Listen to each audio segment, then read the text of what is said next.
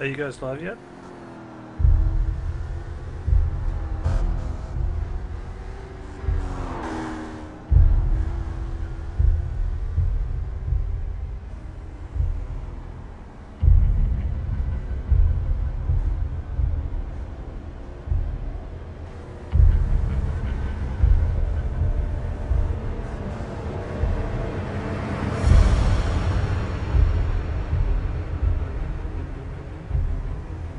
A little bit wide. Oh, big incident with Butler.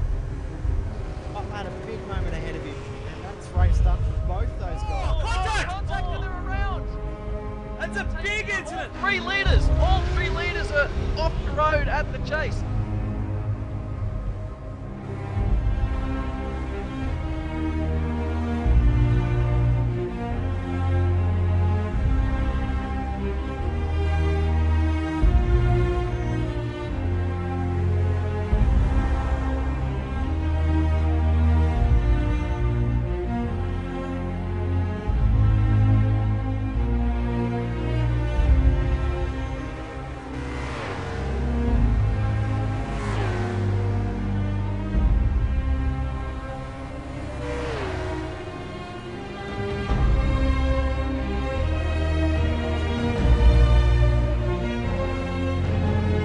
The next time, Richard Hampstead will win Race of Champions 6 at Mount Panorama Bathurst.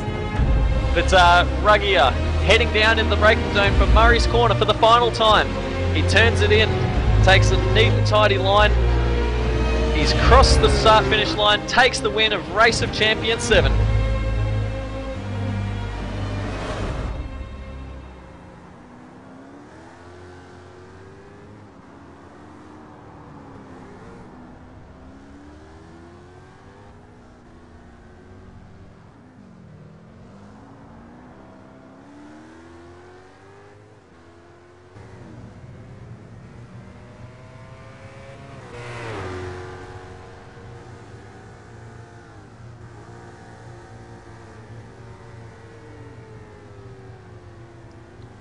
Good evening, ladies and gentlemen. Welcome to Race of Champions 9, proudly brought to you by Oceanic Sim Racing and the team at V8s Online. I am your host, Daniel Bryant. With me tonight, Thomas Kraft. Thomas, how are you, mate?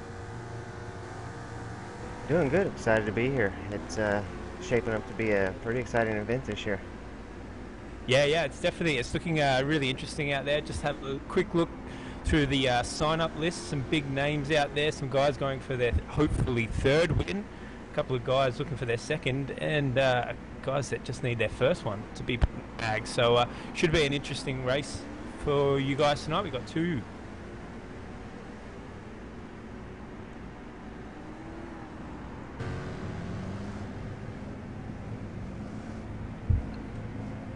So our first race tonight is going to be at Spa-Francorchamps in the Riley DP, which is a brilliant car. All guys are running fixed setups to make this as fair as possible, as we tend to do with Race of Champions. And apparently the setup feels amazing from what we're hearing. Should be a great race tonight. What are your thoughts, Tom? I'm expecting it to be a great race. These guys definitely the best in the business, and this is a track that's definitely going to challenge them for the entire race. It's going to be absolutely awesome to watch the whole thing. I'm pretty excited. Yeah, definitely. It's going to be a great race to watch. And while we're also talking and we're just getting into it, we should also point out that we're supporting the Kids with Cancer Foundation. All the drivers have actually put in funds to go and race here tonight to go towards that charity. A brilliant little charity. They do a lot of help, all non-profit, help families out with their household bills, plus give donations to kids wards and whatnot. So a great charity to get behind. You can head to donate.v8online.com to donate if you want to for that as well. We'll have links up on our Facebook page. But yeah, get behind it. Absolutely brilliant. Hopefully you'll never need it, but in case you ever do, they're there, and we should support them while we can. Yeah, definitely. It's a great foundation. If you're watching the broadcast, reach into your pockets, visit and make a donation, because you never know when you might be the one that ends up needing some help, and it's always good to help those out that that need it. And those who struggling with cancer, it's a very challenging thing to have to deal with. Yeah, definitely. Just having a look through the cards now as we get ready for qualifying. 20 minutes, which isn't very long, really, for Spa to get a hot lap in. You're looking at lap times of just over 2 minutes, and you've got your out lap on top of that as well. So these guys are really going to be hard pressed to try and get this lap in, and also get some clean air to make it count.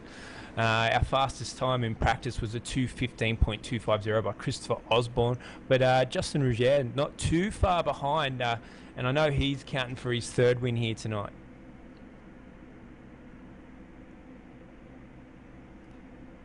Yeah, there was another couple drivers I think that have had 2 wins and are looking for their third. Madison Down, he's had at least 2, correct?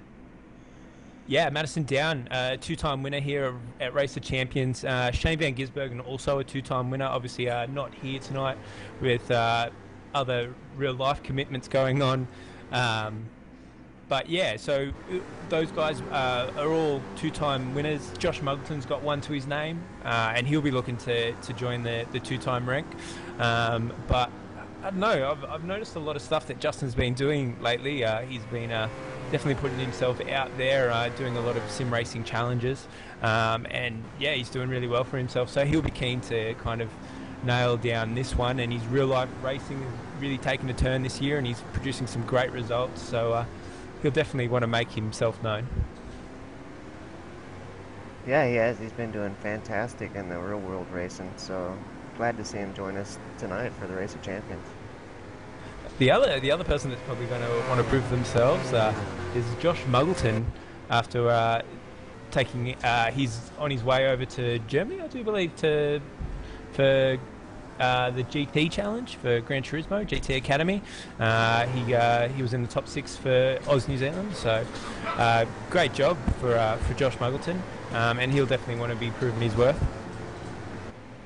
Yeah, definitely. Couldn't be more proud of both these guys. Both of them really shining a light on sim racing in a really positive fashion. And then going into the real world, Justin going into the real world and jumping into that V supercar and doing as good of a job as he's done.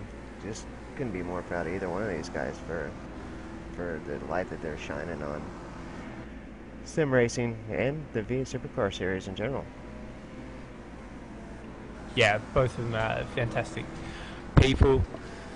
We should have a as we go through qualifying. Obviously still waiting for a few guys to put out a few laps. I'm actually just at the moment having a look at Clayton Brooks, one of my co-commentators from back in the day. Seeing how he's going. Always seems to put in a decent result here at Race of Champions, and not a bad little...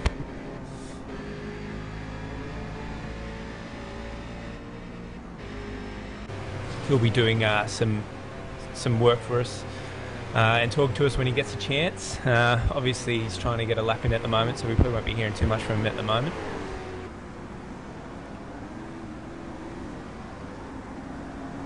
Yeah, I'm sure every bit of concentration is in order to race with these guys and try to get a good lap in. So we'll definitely give him all the time he needs to get a good time in.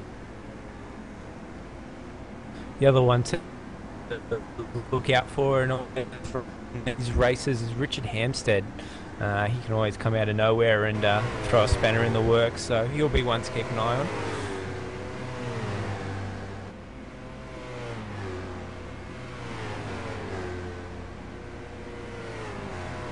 So our first qualifying laps are in. Madison Down, the only driver in the 2:15s so far. Oh no, there goes Justin, as I say that. 2:15.1 from Justin.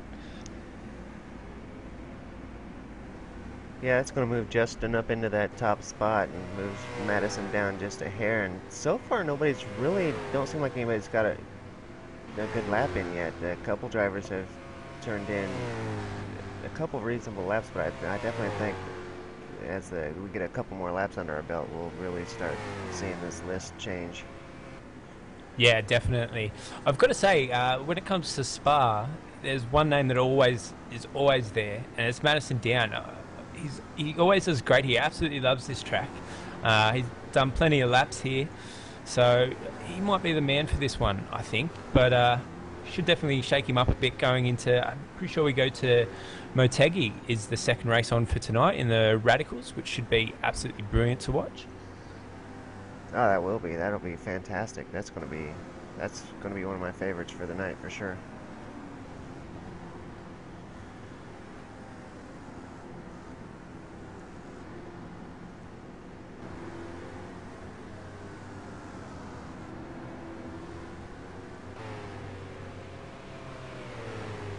Just have a quick look here at Richard Hampstead. Christian Elwood using him for a little bit of draft here. As they both come up to the start-finish line. Good exit there from Richard. 2:16 for Richard. Christopher Osborne, 2:15.45. Currently sitting in second. Oh, stellar performance there by Chris Osborne. That's a great job. Yeah, he's definitely got this car. So there's a few guys that just seem to really get this Riley and how it works. I think it's a fantastic car, absolutely brilliant. One of the best in the iRacing service, has been for a long time. So it's good to see it out there, and with some of the guys that probably haven't used it that much, giving it a crack. You know, some of these guys have driven the DP on a semi-regular basis not too long ago. Wasn't there a DP series that a lot of these guys drove in? Yeah. When we were running Grand Am broadcasts, they were, and I do believe Christopher Osborne was one of the regulars, which probably explains his speed. So those guys that were in that series, which was a fantastic series, I loved it very much. Yeah, he's definitely would know this car very well, where a few of the other guys are V8 supercar regulars, and definitely would be trying to get used to the downforce. But it looks like Justin, he's just dropped it into the 2:14.868. Yeah, that's going to be tough for others to answer to. That's man, that is a stellar lap. And Yeah, definitely a good lap and a great one to get in the books. It'll be a hard man to beat.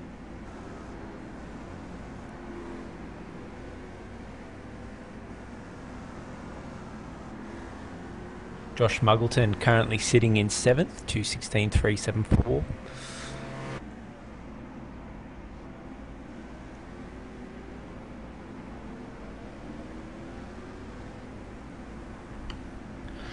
Mitchell McLeod out and about around the racetrack as well. Still hasn't put a lap time yet. Doesn't look like he got out for practice either, so he'd be getting his head around it for this quali session.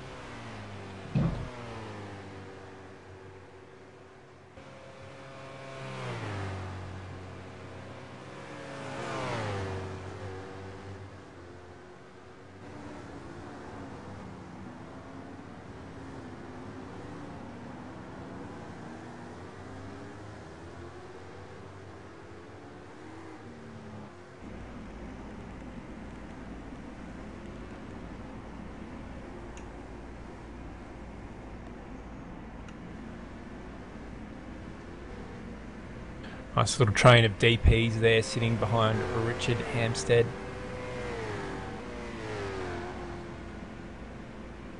As everyone rushes out to get their lap, we're halfway through this quality session.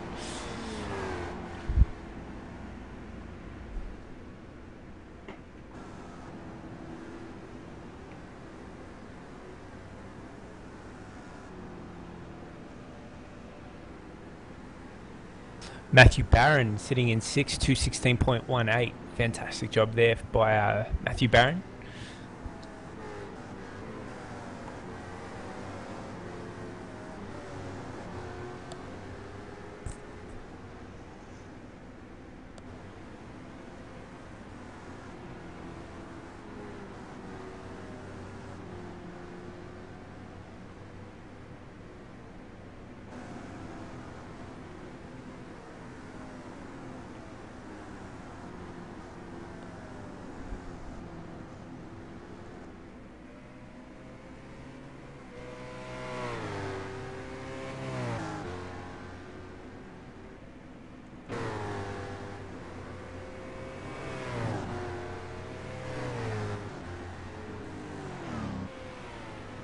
So far, Justin's gone unanswered, still dominating the field with that 2:14.86. So it's with 8 minutes left, that's looking like it's going to be a pretty solid time.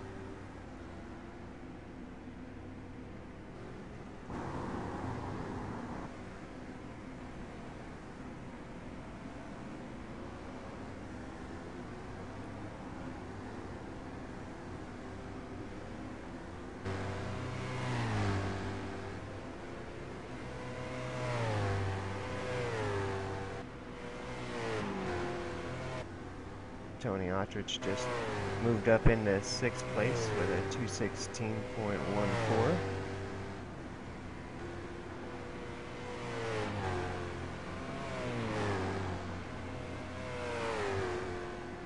Sorry guys, a little bit of a mic issue there. Back now, Madison down 2:15.4, currently sitting in 2nd.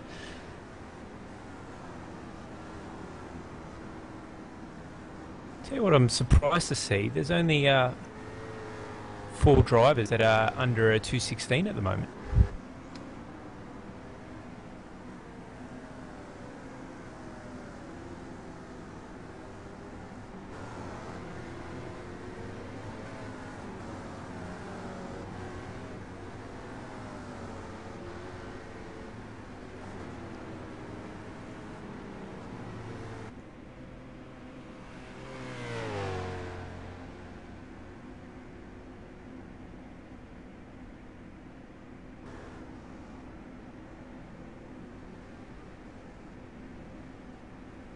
Richard Hampstead just off the 2:16 mark. He's had a little bit of an off there.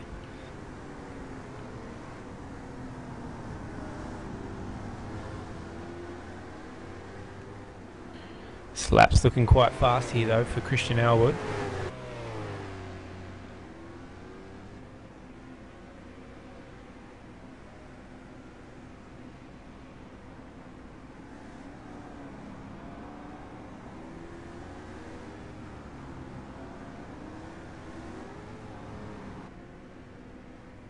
Goes faster, doesn't manage to improve his position though.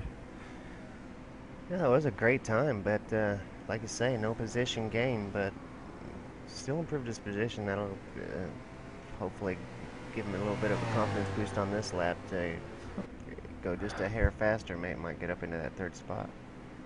Yeah, definitely. Not much in it between him and Osborne, but the person that's moved up. We've got a new person in below the 2:16s now. Tony Autrich moved into 5th with a 2:15.865.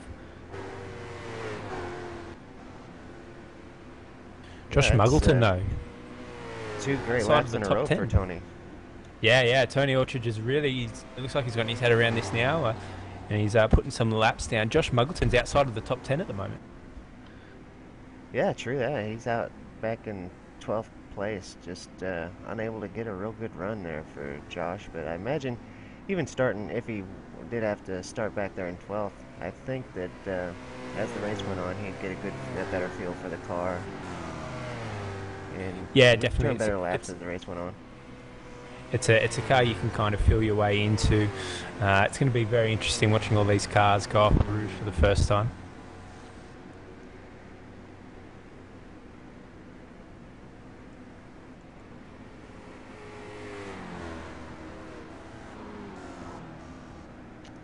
Hampstead just off again.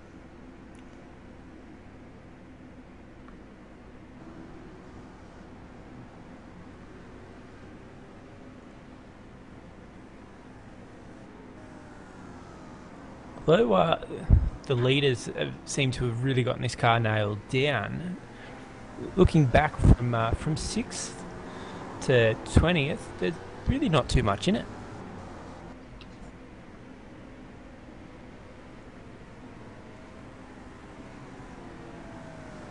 A couple of tenths either way, and you could really improve your position around here.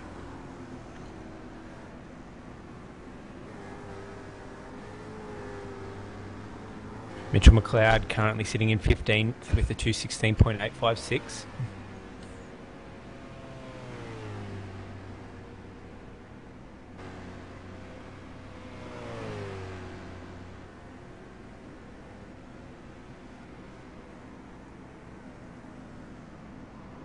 Looks like Christian Alwood's looking to get the right track position for a lap. Not much left in it. We're into our 17th minute now. 3 minutes left in this session.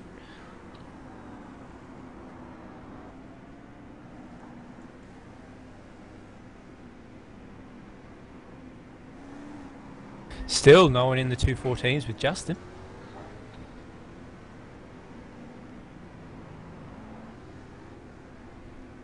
Madison down just now, getting onto a hot lap.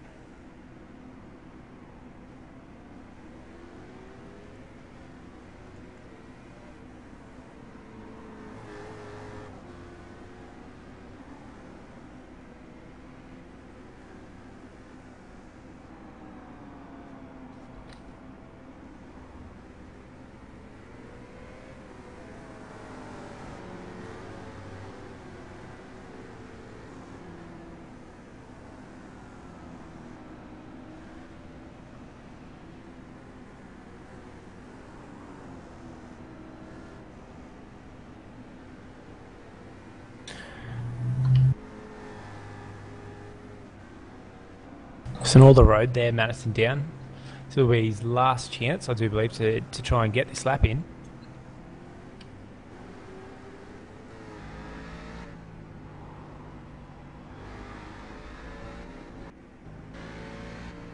Christopher Osborne on a hot lap as we speak.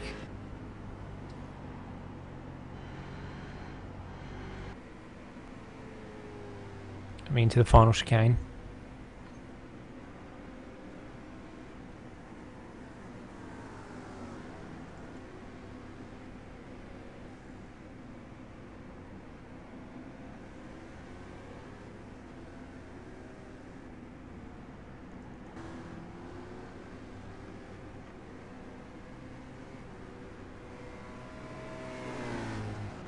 Madison down. Very quick.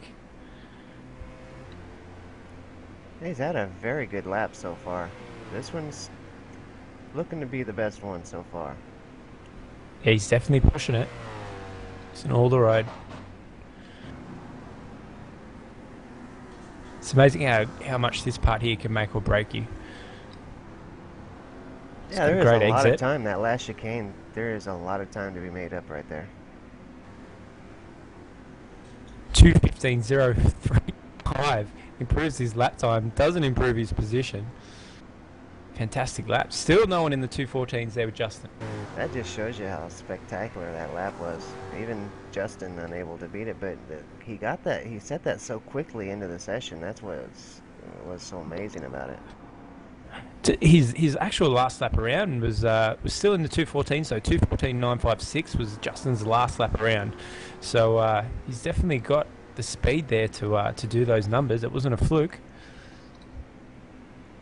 That's true. He's definitely shown that it wasn't some random thing. He's able to get into the 214s twice. So mover Madison and shake is on his last attempt here. So it's like as well.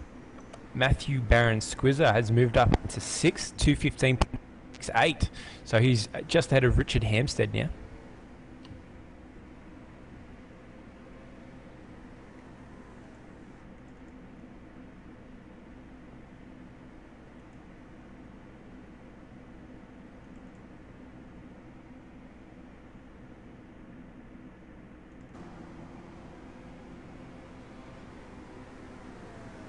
Mitchell McLeod currently sitting in 12th, and still Josh Muggleton outside of the top 10, 13th.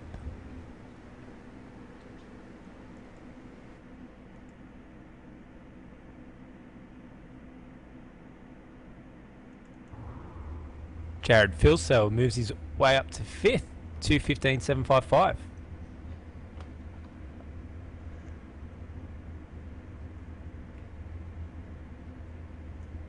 I think that's everybody.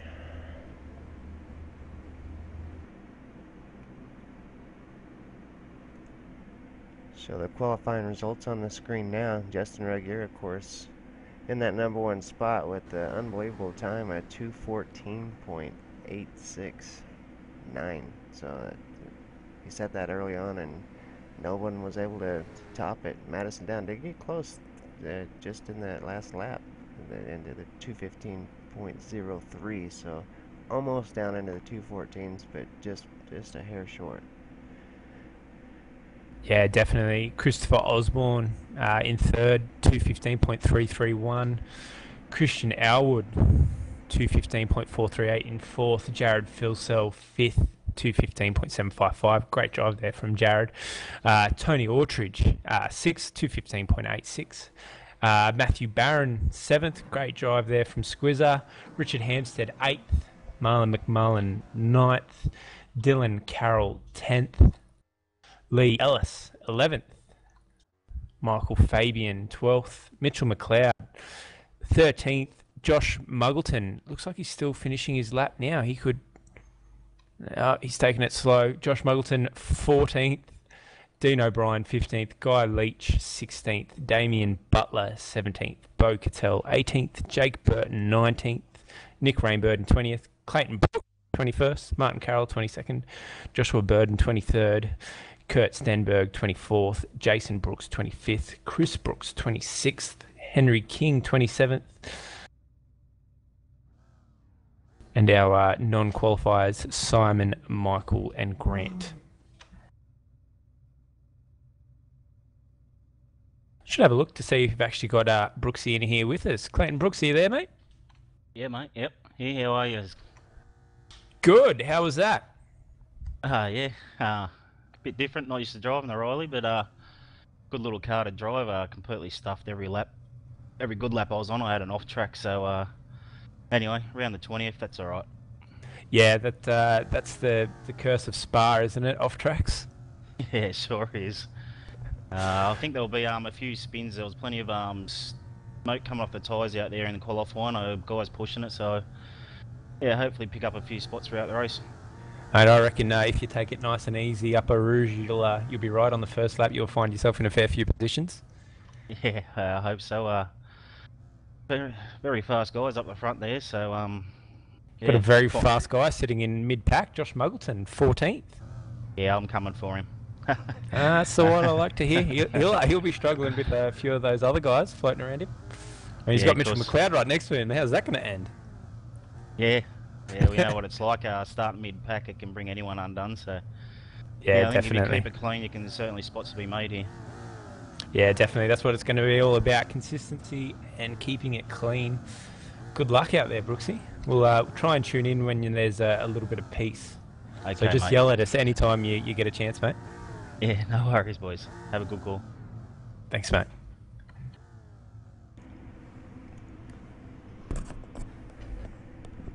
Well, Daniel, they're all lined up on the grid. It's about to get exciting. Yeah, this is where we're getting ready. Everyone's lined up on the grid. Green. So currently, They are off. Couple cars dive to the middle there. It looks like everybody's going to get through. Justin, fantastic start there. Stay few out wide. It looks like we've got a bit of smoke. We've got Mitchell McLeod carnage. is around. Damien Butler as well. That was a horrible start.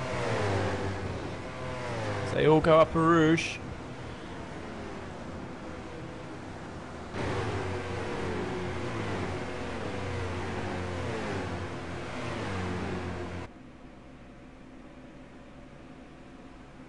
This Madison down, Christopher Osborne. Madison down. Sideline. Whoa!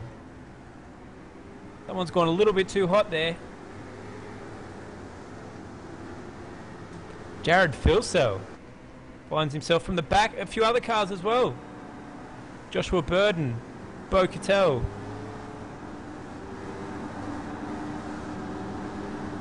Look at this gap that Justin has opened up. Absolutely massive already. Madison down, Christopher Osborne.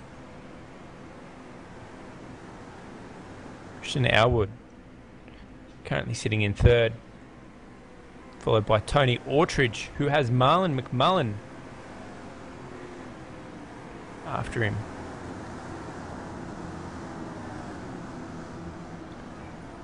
Richard Hampstead in a nice little fight here with Christopher Osborne and Guy Leach. Josh Muggleton looks like he's got a bit of damage there on his Riley. Yeah, he's back just far enough to where I think he got involved in some of that starting line melee. Yeah, Clayton Brooks not getting his wish there for missing the Havoc, and he copped it at the start, so he's struggling from the back. Justin, though, absolutely nailed that start in this car, and he's just managed to pull away.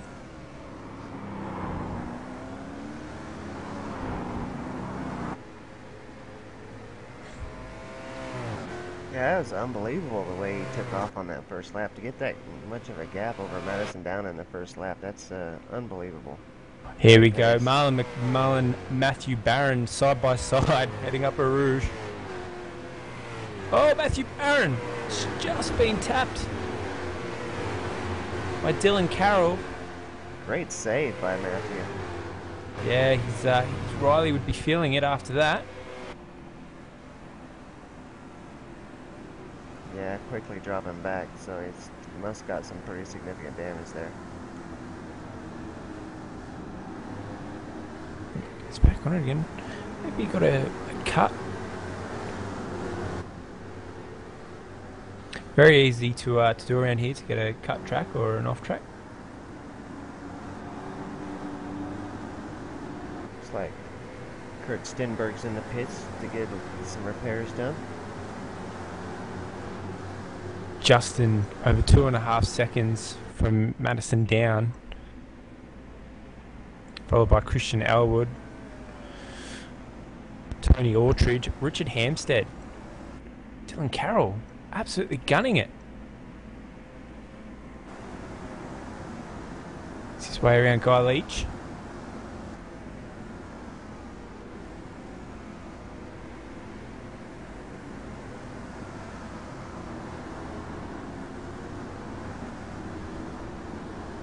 Christopher Osborne finds himself back in the 8th place. Not a great start by Christopher Osborne after doing so well in qualifying. No, qualifying that. But again, it's not very often we see a Riley doing a standing start. So definitely something that you wouldn't be used to coming out of a Grand Am series.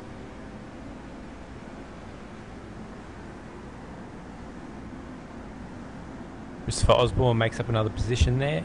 Just gets around Michael Fabian. Josh Muggleton starting to make a few moves as he moves up into 10th. Dylan Carroll currently sitting 6th. Madison's managed to pull him up a little bit from Justin.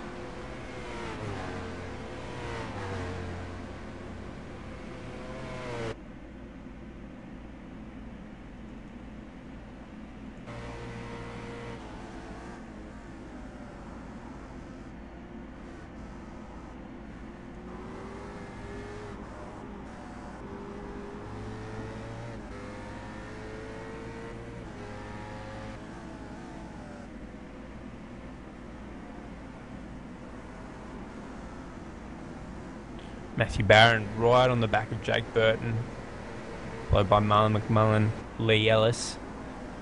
So we'll have a look around. Yeah, back in this part of the field, this is where the battle's really tight. These guys seem like they're just stuck right in that nice fine line there. Any one of these guys could end up getting through this line and gaining 4 or 5 positions. Yeah, definitely. A couple of nice little battle packs happening here. Josh Muggleton in one as he looks inside of Christopher Osborne. Michael Fabian just pulls away. Yeah, Chris does got a lot of damage to the Riley, so that kind of explains why he's not doing as well. No, very hard to deal with once you get a bit of aero damage to one of these things.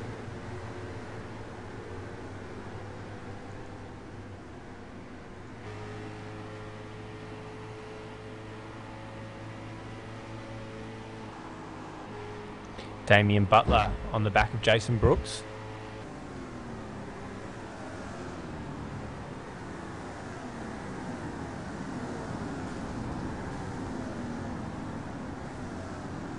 Josh Muggleton makes up that position on Christopher Osborne. Oh, we've got cars.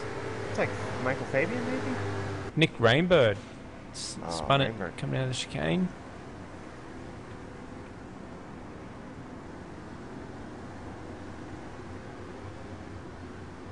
Justin opens up that gap on Madison Down again, back out to 2.5.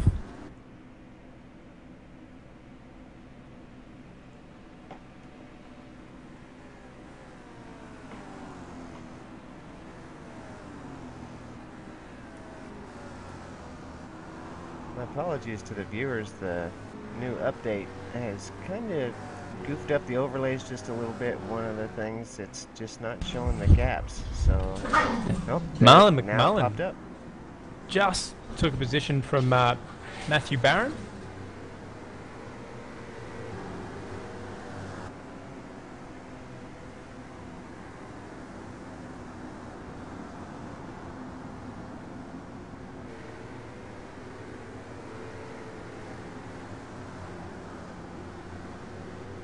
Christopher Osborne seems to be really struggling with his car at the moment. Doing a great job to defend his position though. You know, a few of these drivers, like Josh Muggleton, Marlon McMullen, even, you know, of course, Kurt got in an early incident, but Martin Carroll, Bocatel, who's further back, if they don't have damage, I expect with 8 laps to go, these guys will really start to figure the car out in traffic, and we'll start seeing some of these guys move through the field as these laps start winding down. Yeah, definitely. It's one of those cars, you start getting some laps in it, you start feeling a bit of consistency about it, you start getting that speed, more confident with the way that it handles.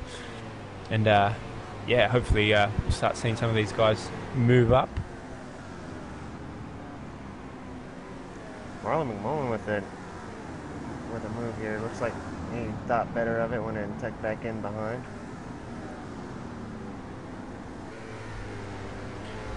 Matthew Barron tucks himself right up behind Marlon.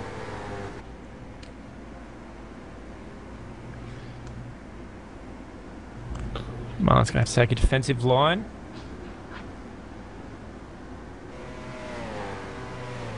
Barron looking for the run for Rouge.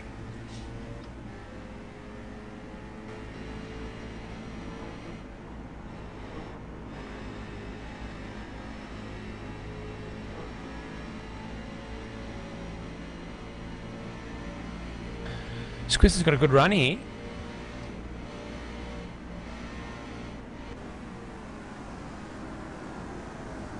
Marlon goes defensive. This is where it's going to get a little bit tricky for him. Looks like he's got a bit more speed than Jake Burton, but to attack Jake Burton, open, but no. Squizzer, it's put it in the wall. It's gone a little bit too hard. Oh, get off the racing line. Oh, good job there to make sure he doesn't ruin anyone else's race. But I don't think that Riley's going to be doing much. Yeah, so he's going to try and take that back into pit. Some damage there from having to dodge, so bad luck to Jason.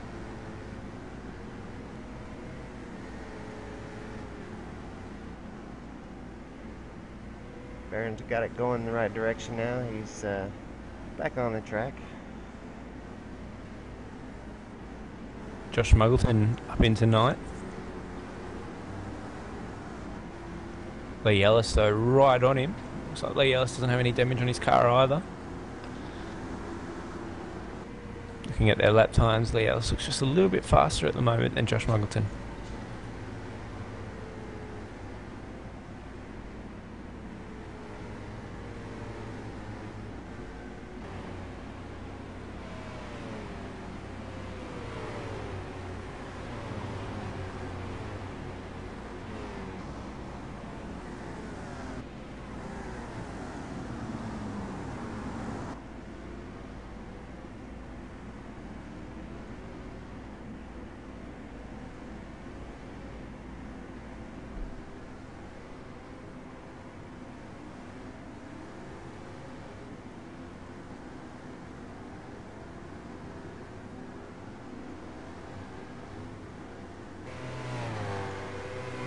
Madison's looking like he's really wanting around Jake Burton there. It's going to probably see him making a move here before too long. He is right on the bumper there. Oh! Jeez. Getting quite close there, going up a roof.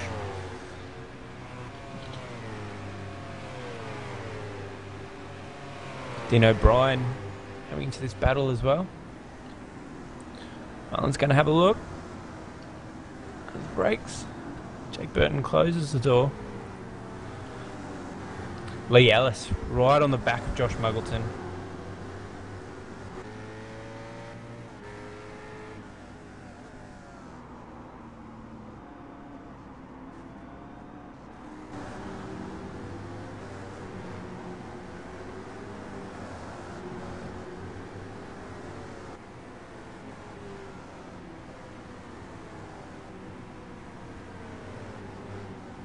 Michael Fabian's having a great race up there in 8th. Yeah, Michael Fabian managed to keep himself out of trouble, qualified 12th, currently sitting in 8th, inherited a few positions there.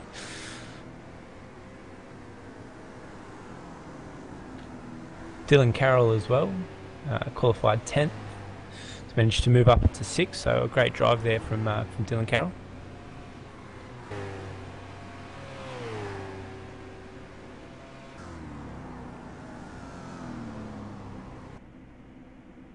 It's looked like Madison's really reeling in Ruggier now. It's I can't see the gap, but space-wise, it's looking like he's reeling him in.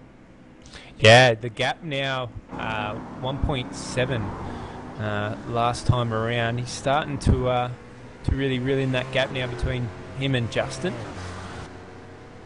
Currently sitting on lap 7.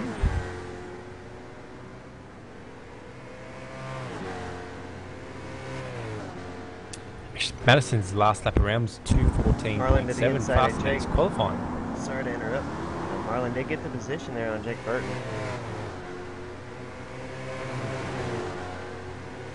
Move there from Marlon.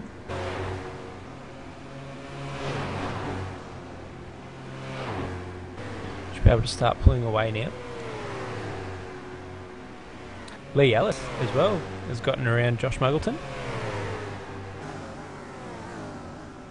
And Dylan Carroll is getting a little bit of pressure now applied to him from Guy Leach.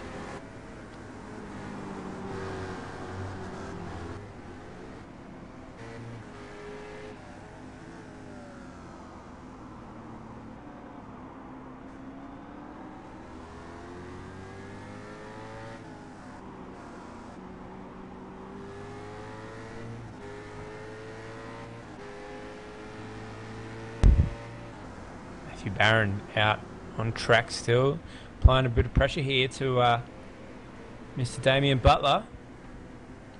Both cars looking a little bit worse for wear.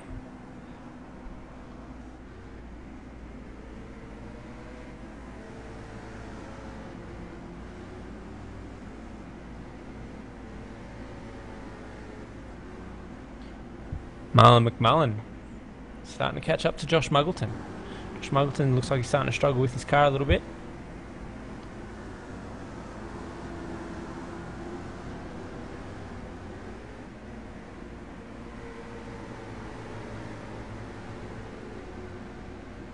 This is where it will get interesting. We're about to see the gap now between Justin and Madison down. Back out to 2 seconds. Justin's opened it up again.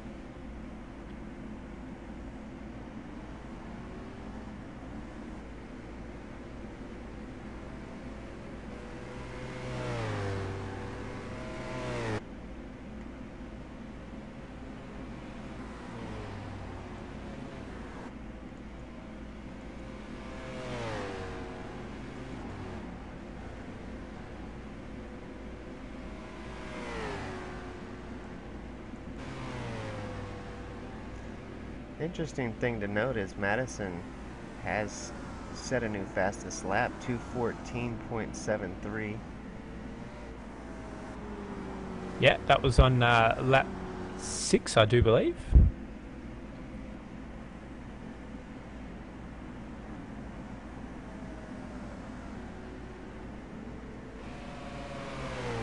Dean O'Brien now trying to make a move on Jake Burton. Nice little battle here happening for 6th. Dylan Carroll, Guy Leach, Michael Fabian.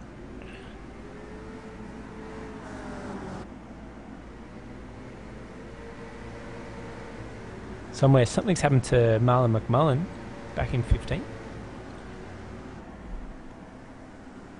Yeah, bad luck for And Marlon. Josh Muggleton as well, back in 16th. Yeah, it sounds like they might have got together since both of them fell back that far.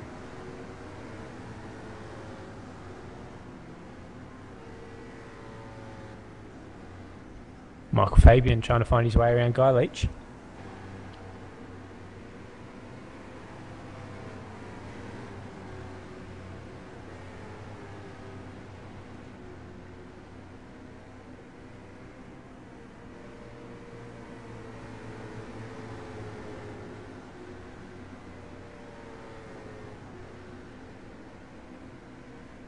Looks like by the end of this race, our leaders should get a little bit of lap traffic.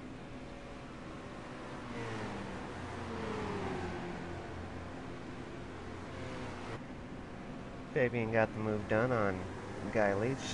Yeah, Fabian's having a fantastic race here today. So great job to Michael Fabian. Doing a fantastic job today.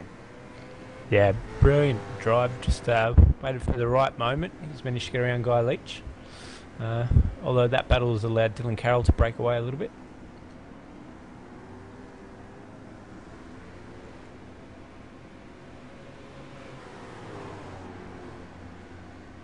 Richard Hampstead looks like he's going to be catching Tony Ostrich here before long and definitely putting some pressure there. Yeah, almost a second quicker than Tony Orchard's last lap around.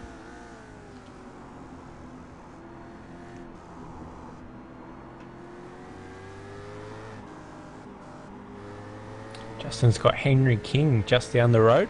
Bit of lap traffic there. Henry gives him plenty of room.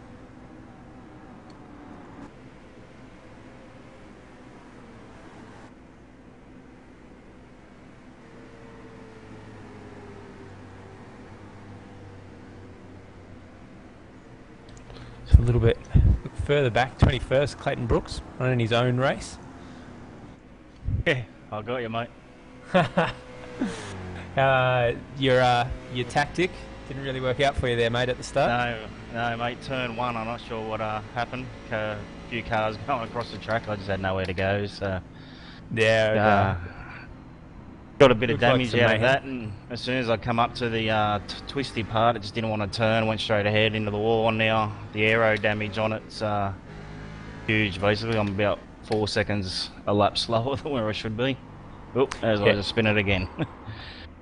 Yeah, it's definitely a bit of a car to handle when the aero's not working for you properly. There's a few guys out there that are looking a little bit worse for wear after the turn 1 incident. There's a few incidents after that as well, so might have been better just to stay at the start line, mate, and just let them do what they needed to do before you decide to take off. Yeah, pit lane. That should have been better. Yeah. Well, I mean, we were actually just talking. It's a bit of a strange thing to do a standing start in these cars, so we were a few guys struggling with that.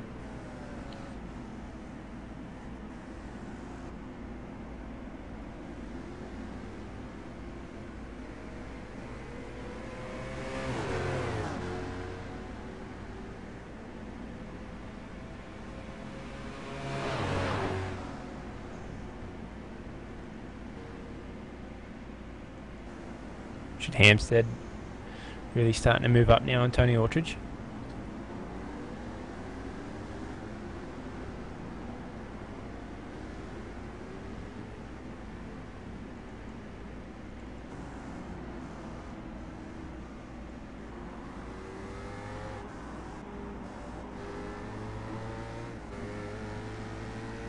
Christopher Osborne is probably going to be the guy that's had the race to forget. After doing such a brilliant job in qualifying, currently sitting in 12th. Yeah, tough break for Chris Osborne. He did so good in qualifying, then to come here in that first lap instant just damaged his car all up. He's done a good job, though, with as much damage as he's got to stay in 12th. Yeah, definitely.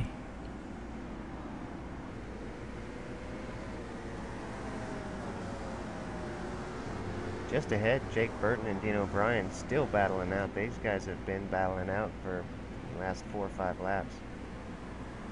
Yeah, Jake Burton actually qualified 19th, so he's moved himself up into 11th, and he's pushing inside the top 10 at the moment. So great drive there from Jake.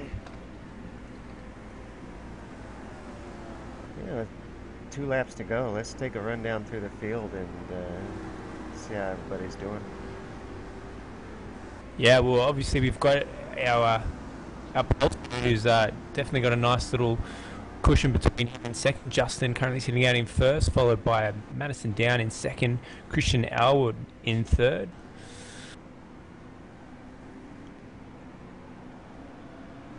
Tony Ottridge just got his position back over Richard Hampstead, who kind of looked like he got position there. Oh, looks like Richard Hampstead's going to have another look. Tony Ottridge goes really defensive in there. Nice little move there from Richard. Might get this. Yeah, side by side, Upper Rouge. Definitely keen. Richard's got the inside line. Tony's managed to hold on to that.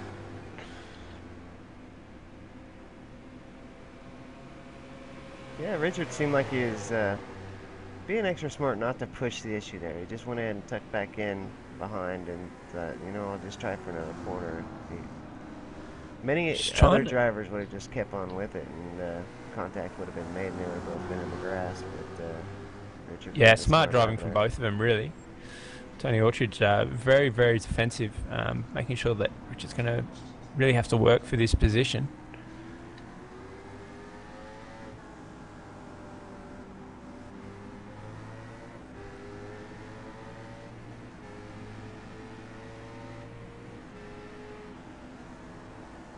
Dean O'Brien, Michael Fabian, side by side. Sorry, Dean O'Brien and Jake Burton.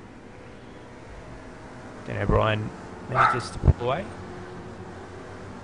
Christopher Osborne, though, is right behind them.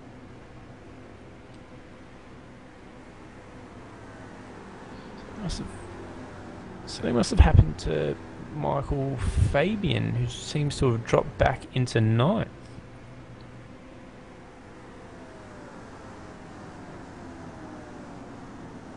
Yeah, usually I can pick up on that stuff a little better when it happens, but the telemetry is just not being sent to the overlays like they normally are, so I don't get to see those kinds of things happen.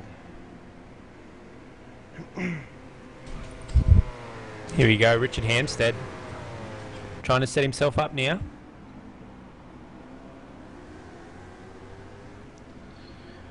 Just get a good run.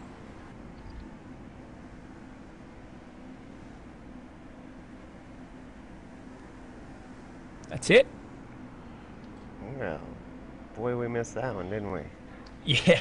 So start Justin obviously taking out the win there. Madison Down in second, Christian Elwood third, Tony Ottridge fourth, Richard Hampstead fifth, Dylan Carroll coming across the line in sixth, Guy Leach seventh, Jake Burton eighth, Christopher Osborne ninth.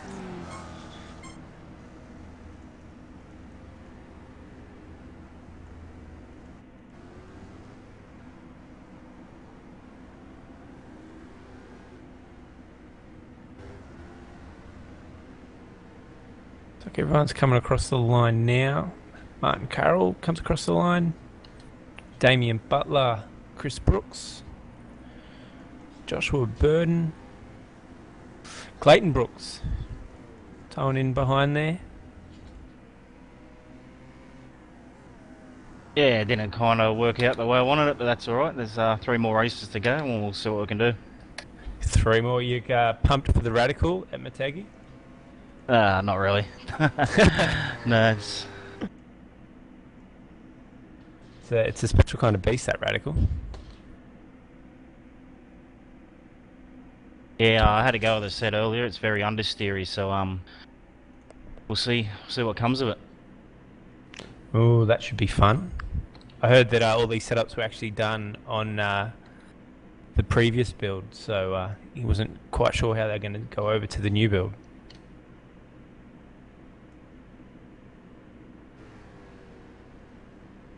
I'll just get those results up on screen there. Kane? Yep, they're up. Sorry. Yeah, results are up on the screen. Yep. You're all right. We'll quickly run through the positions. Justin in first, Madison Downs second, Christian Elwood third, Tony Autrich fourth, Richard Hampstead fifth, Dylan Carroll sixth, Guy Leach seventh, Lee Ellis eighth, Michael Fabian ninth, Dean O'Brien 10th, followed by Jake Burton, who had a brilliant drive in 11th, Christopher Osborne, probably one to forget, 12th, Mitchell McLeod 13th, Marlon McMullen 14th, Josh Muggleton 15th, definitely struggled with this combination, Nick Rainbird 16th, Matthew Barron 17th, Martin Carroll 18th, Damian Butler 19th, Chris Brooks 20th. Good job, Brooksy. Joshua Burden, Jason Brooks, second, Clayton Brooks, 23rd, Kurt Stenberg, 24th, Henry King, 25th, Bo Cattell, 26th, Jared Philsell, 27th. And that's it for Spa. I was actually, I kind of got confused there with the finishing time. I'm used to such long races at Spa. 11 laps is just too quick. I looked up, there was 2 or 3 laps left, and then it seemed like it was over just like that. So, yeah, definitely. Although, definitely, the best drive, like, Justin just completely dominated that race. The qualifying, moved straight into to take off at the start the way he did, 2.5 second gap pretty much the whole race. Fantastic drive from Justin. Yeah, it definitely was. He'd done an amazing job. Just the pace that he had here was unbelievable. But then, good job to Madison Down for setting that quickest lap. Yeah, Madison Down obviously found his pace, felt a bit more comfortable with the car coming in towards the end, started setting some really good lap times and getting that gap back, but obviously Justin had a bit too much give at the start, so unfortunate. Person who's going to be struggling for this one though is going to be Josh Muggleton, finishing 15th. He's looking to take out this championship, and I think this is going to be his ride-off one, so he's definitely going to have to pick up game in the next 3. Yeah, I think he'll be able to. I think the start of this race is what got him out. The damage to the car right off the bat, and it was just such a tough start. But I think we'll see him come back in the next couple races. Yeah, definitely. This is probably a combo that he wants to forget and move on to the Radical. And like I said, the Radical, I think it's a little bit of a different kind of a car. It's a lot of fun to drive, but you definitely got to drive it in a very unique way. So there'll be a few guys who really, really nail this car, and I think we might have a few strugglers through the pack.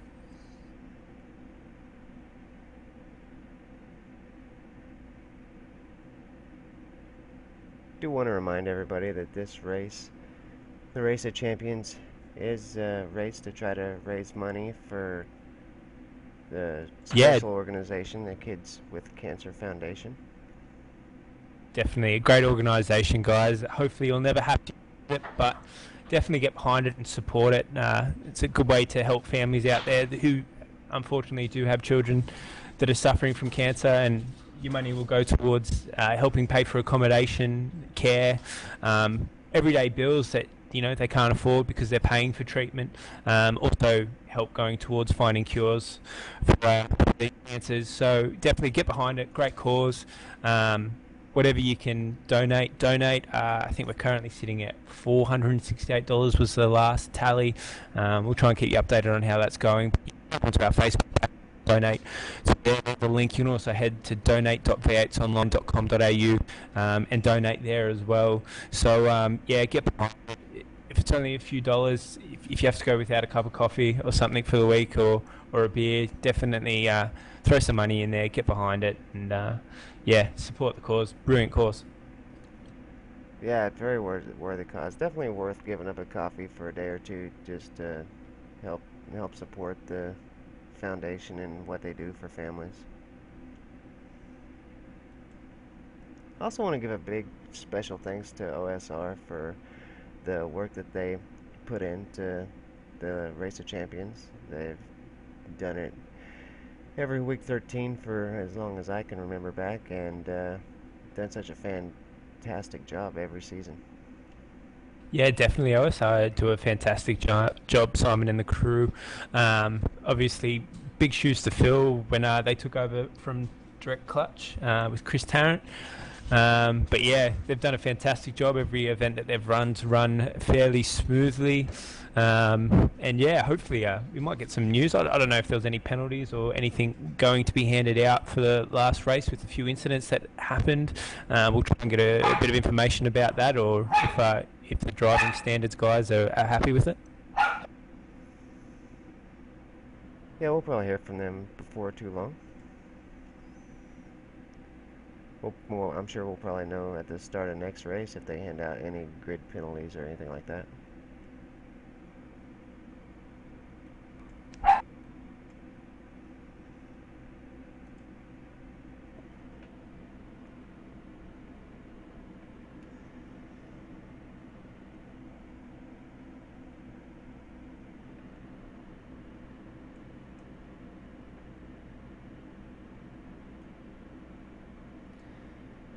Well, Daniel, do you think these guys will come in for a little chat between races, or do you think they're going to head off to the next race real quick?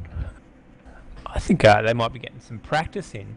I'll just see if we can get anyone to come in and have a little bit of a chat to us about how their race went. Try and make sure it stays fairly PG, but we'll see, we'll see how it can go.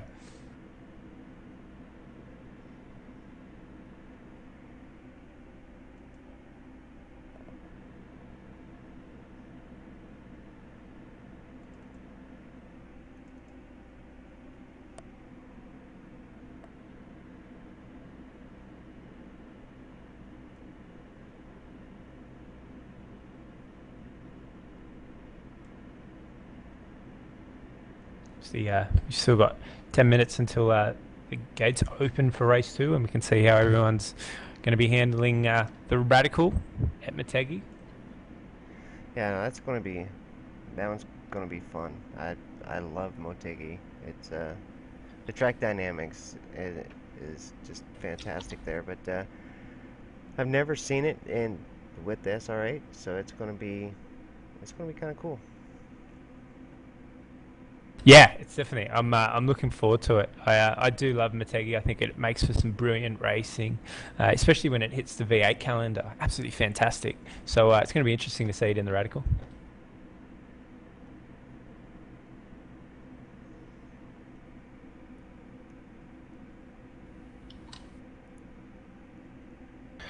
Well, I think everybody's going to look to get to the next track. It looks like I don't see anybody going to come in for interviews, so we'll Just take a little actually break. organising some guys now to jump in and have a Okay. bit of a chat about their race. So just give us a second, guys, and we'll get this organised. That's true. We're in a different team speak than we normally are, so it's Yeah, probably hard for them everyone's to probably find us. a little bit confused. I'll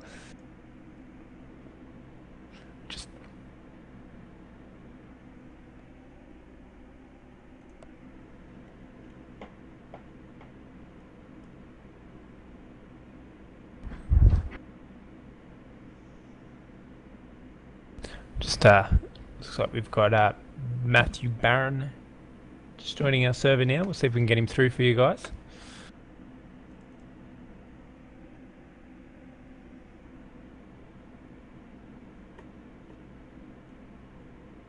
Hello? Squizzer, how are we, mate? Not too bad yourself. Not too bad. Thrown your wheel yet across the room? No, probably should Mate, have, but you were having a fantastic run. What happened? I just was Keep too it wide with PG. Marlon. Oh, it is PG. Went too wide with Marlon through a Rouge, and then I thought we were both gonna make it, and then car behind us just. I mean, I think they braked, but yeah, still got hit and got the slowdown and went back to 15th or something. So So bit it was disappointing. it was a slowdown that ended up really hurting you there. Yeah, yeah, had to lift it all the way down on Rouge, and then didn't clear till I got to the next corner. So Such a painful one when you get it at a Rouge there. You having to lose that all that speed down that straight as you wait for it to clear. Yeah, well, I know Hammer passed us before we even got to the bridge there, and then that's when I lifted, and then yeah, just got past. So many cars just went past. I couldn't believe it. You know, you probably were up, and that was probably a good combo for you. That one, a little bit of work that you've done with the DP. So, do you reckon that's probably going to be your top combo that you've kind of pushed away now? Kind of, yeah. I mean, I had some good runs at Spa with the DP in the past, but hopefully we use the IndyCar tomorrow night. I think I'll be fairly strong in IndyCar, so Yeah. Looking maybe at an outside chance in the BMW as well. So yeah, well, actually, looking at our Facebook chat, there's been a lot of talk about you wanting the IndyCar to pop up. So, yeah, hopefully it does for you. I haven't heard anything. I only know these two. Jay didn't say anything to me. He's useless like that. So, I can't even give you a heads up, mate. that's all right. I'll just run whatever we get given. So, Well, how are you feeling about the Radical? Radical's all right. Matigi should be good. I haven't done many races there, but should still be all right. Fantastic. All right, let's move some of these other guys in. Justin, how are you, mate? How's things, boys? Good, good. I thought fantastic run from you here at Spa. Where'd you find all that speed from? Mate, actually, I was kicking myself in qualifying. I had an awesome lap, and the last corner just got way too much wheel spin and dropped about 3 or 4 tenths. So it would have been an awesome lap in quali. But yeah, in the race, man, just pretty comfortable, man. Just matching Madison's speed, just trying to keep the car on the track and not get any slowdowns and just manage the speed, mate. So. Yeah, you did a fantastic result. The only person in the 214s in qualifying, although Madison, I think, managed to do the fastest lap for the whole session in the race, but he seemed to struggle getting his head around that car. So you definitely took it away at the start there.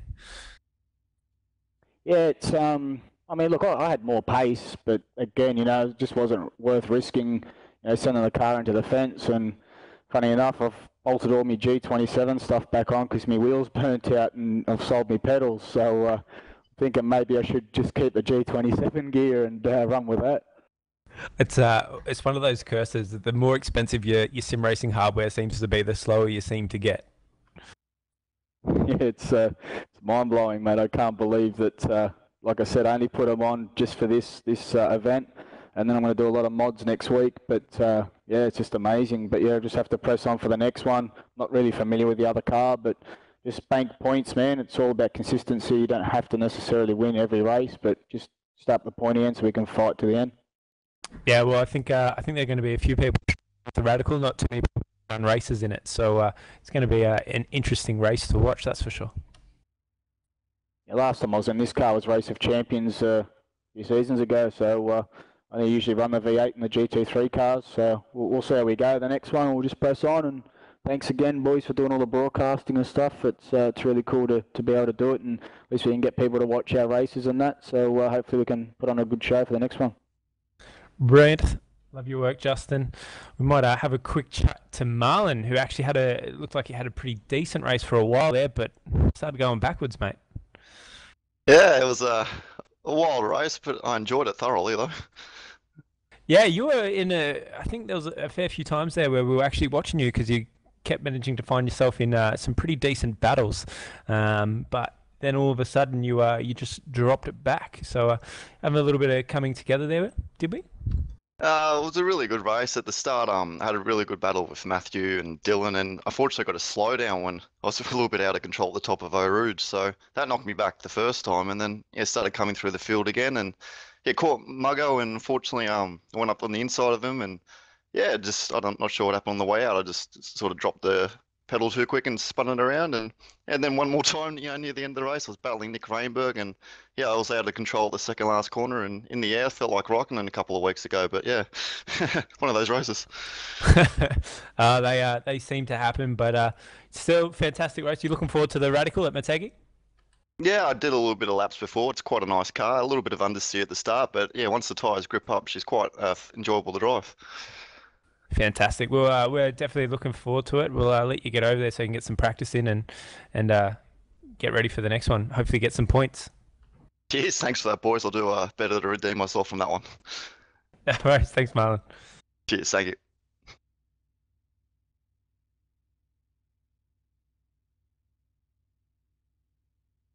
Now, I'll just see if we can get some confirmation here on penalties that were handed out for the last race.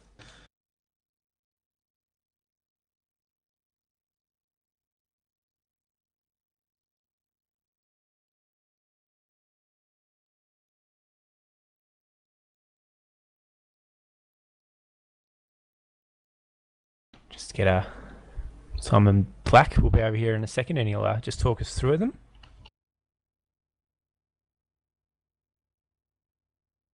There he is. Simon, are you with us? Good evening, gentlemen. How are you? Brilliant. How are you?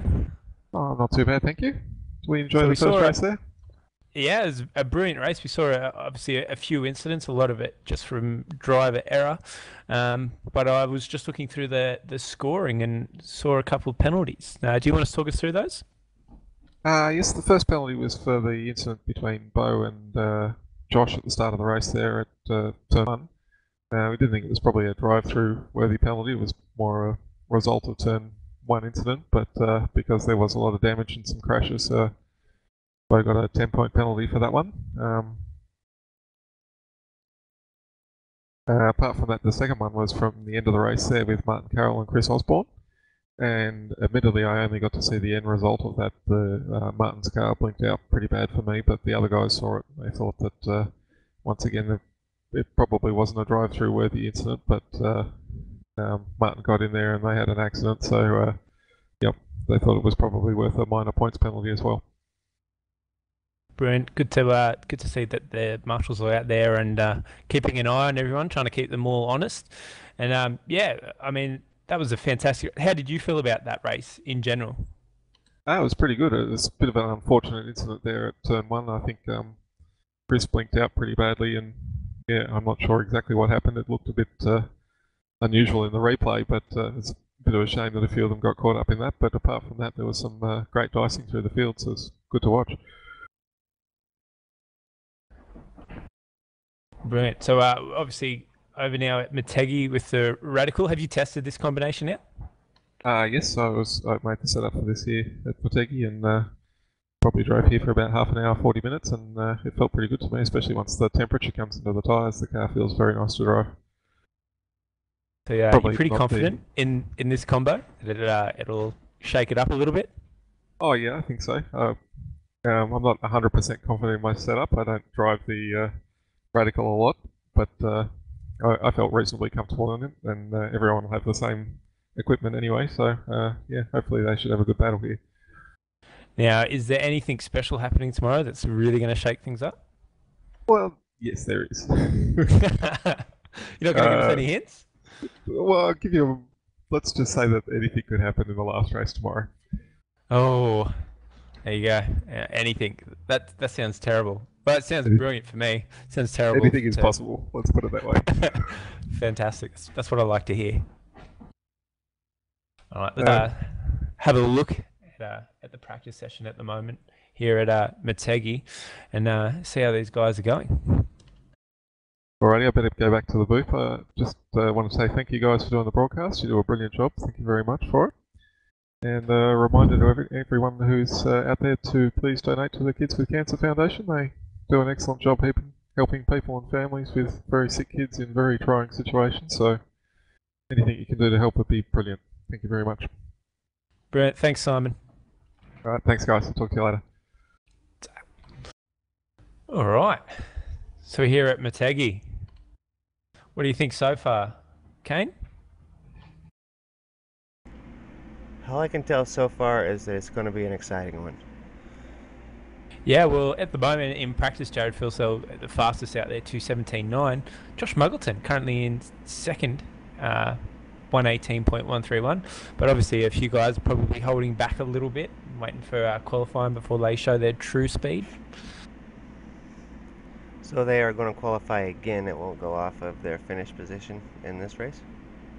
No, we've got another 20 minute qualifying session after this, so they get a chance to redeem themselves Fantastic. and put themselves out there. So should be a fantastic race. We've got 18 laps here at Motegi. So Yeah, much shorter track, so add a few extra laps in there for him. That'll be fantastic too.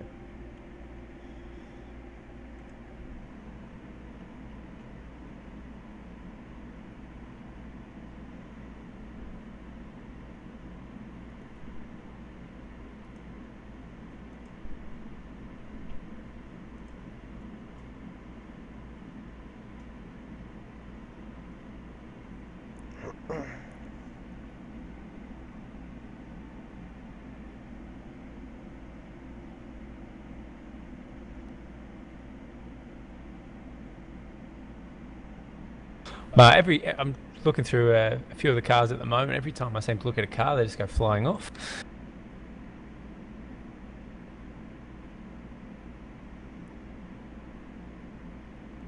So this Radical is a fantastic looking piece of kit.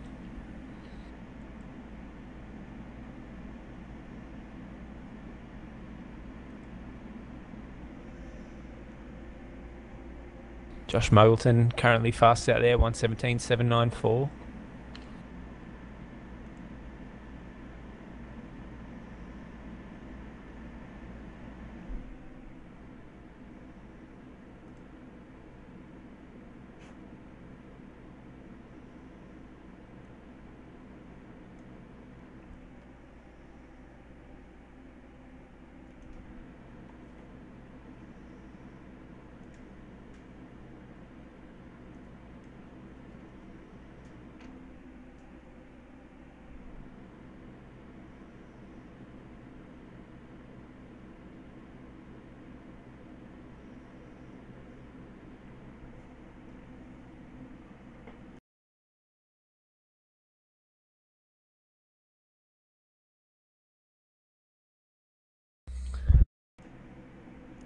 Sorry, Daniel, just getting some video up here now.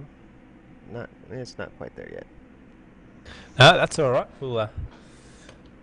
We'll get images across to you.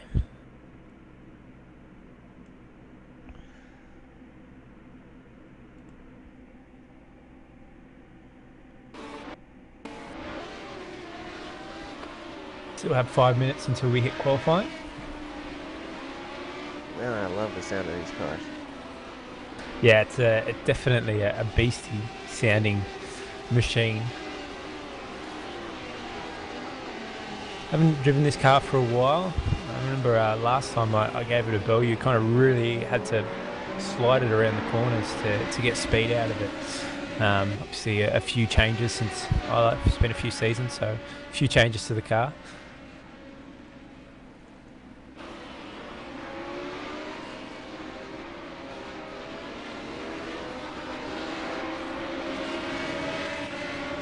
Now these cars are a lot of fun to drive. They're pretty small little car. They got a lot of downforce and they got a lot of grip. They're just a lot of fun. Yeah, definitely. And after you get a few laps in and the heat works back into the tyres, they just stick to the road. But yeah, they definitely aren't very fair to you on cold tyres.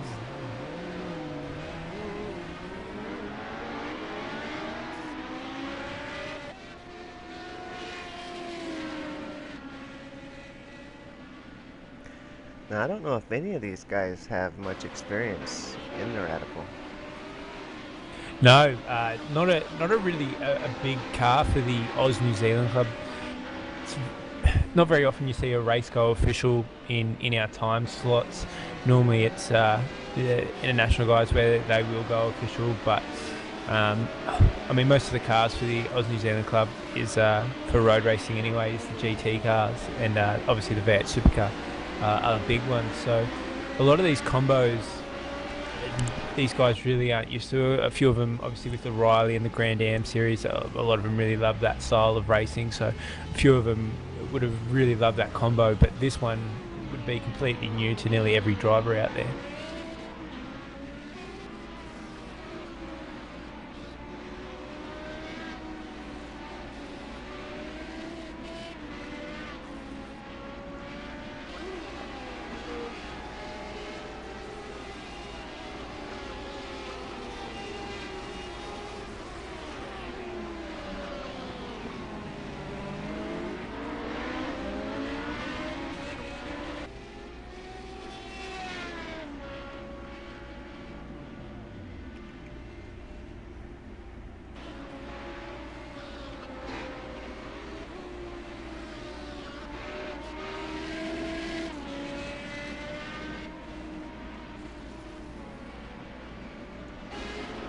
before we head over into qualifying, should have a quick talk about the series that you guys are running with obviously Vets Online America and everything that's going on over there.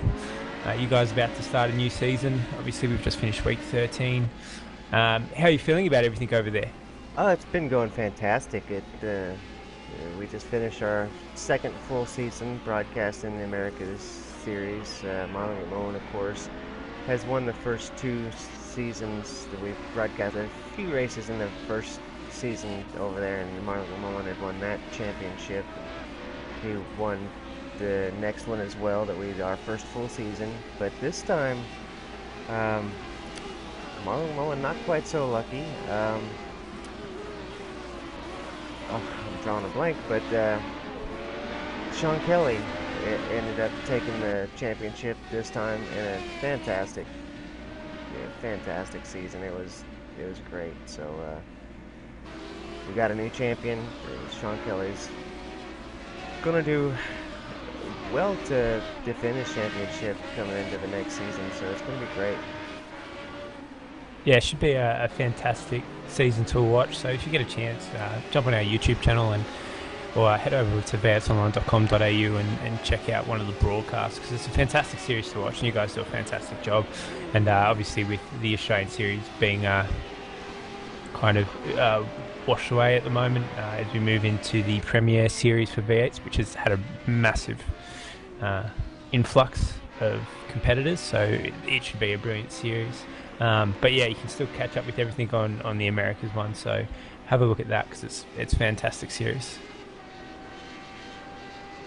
Yeah, with the hiatus of the Australian broadcast this season, or this last season, we definitely seen a few more drivers to the Americas series, and it really has. It really was a great season this time, but really looking forward to the Premier series. That's what's really going to be. That series is going to be something else. Yeah, the Premier series is amazing. A lot of work has gone into it behind the scenes to make sure that it will be the best of the best, fighting it out on some pretty intense races. So it's definitely going to be one to watch. So yeah, it's just, there'll be a lot more information coming up as the new website gets launched and stuff as well. So you guys will see all the details about it. As we actually now see all the radicals starting to pour out of pit lane as they get ready to do a qualifying.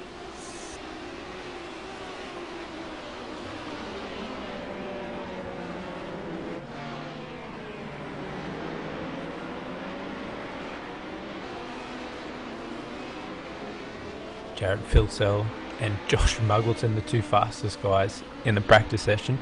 As I talk about Josh Muggleton, he spins around. Probably not the best way to start your outlap.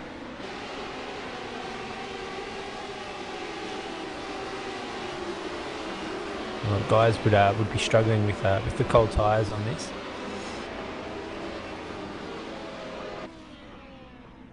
Yeah, Muggleton definitely struggling with the cold tires there, but it might work out to his advantage. Now he's got a half lap back because he reset and is coming out of the pits now, so he's got a nice big gap with no cars to worry about. Yeah, definitely. So that's what he's going to need. He'll be doing everything he can to redeem himself.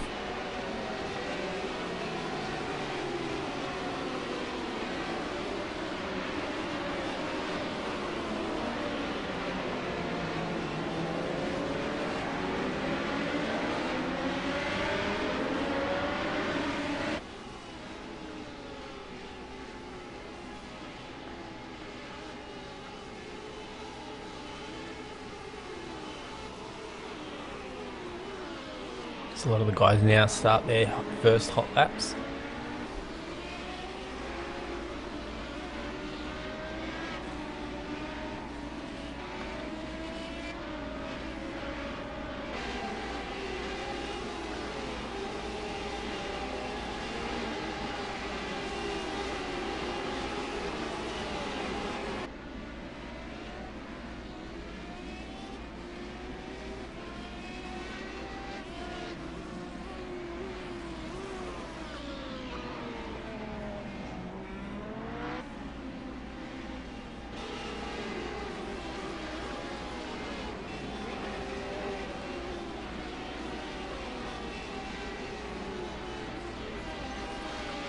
Christian Elwood was actually the 4th fastest in the practice session. And keep it consistent here, he'll definitely put some nice points in the bank running into tomorrow night.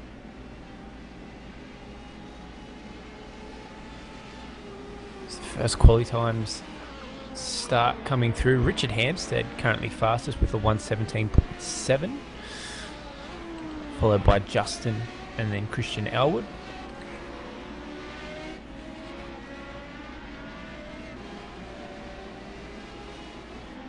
Madison Down currently sitting 5th.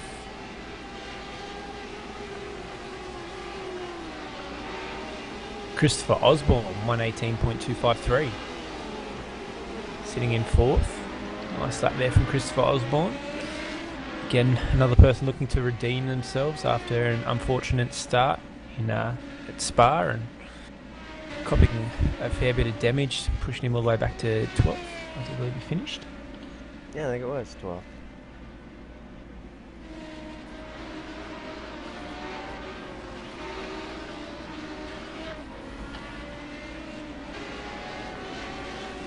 Just got a quick look at Josh Muggleton. He's definitely got a bit of speed in this car. Oh, as he goes off track.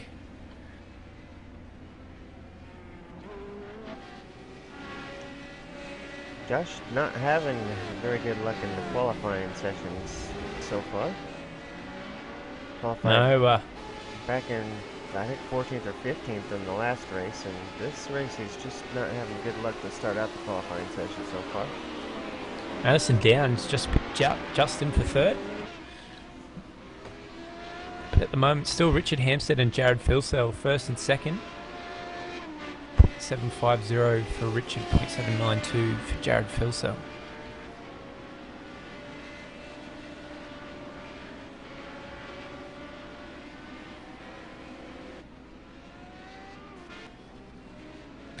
Matthew Barron just inside the top 10 at the moment.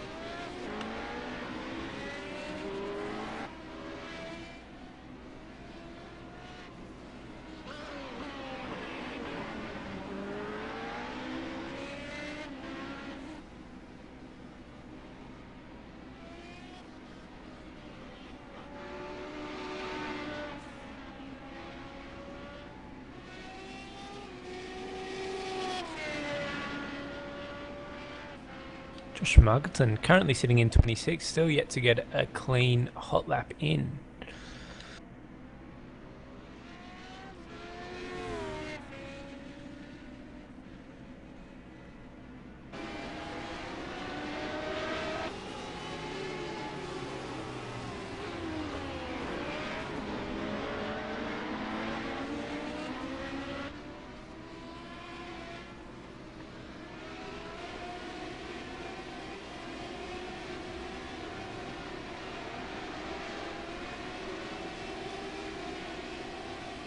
Justin back now in 3rd, just manages to pull in front of Madison Down.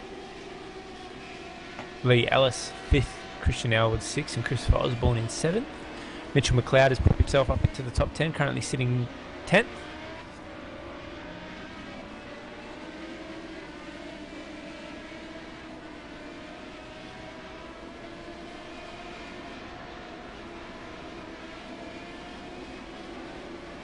Josh Muggleton still to get his hot lap in.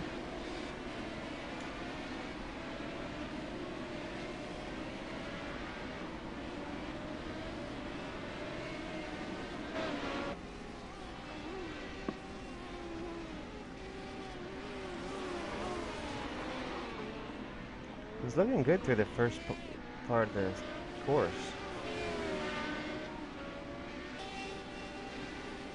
1:17.864, up into 5th. Drops Mitchell McLeod outside of the top 10 now. It's actually really nice and close between our top 7 at the moment. Not much in it at all. 10th either way could definitely change a few positions.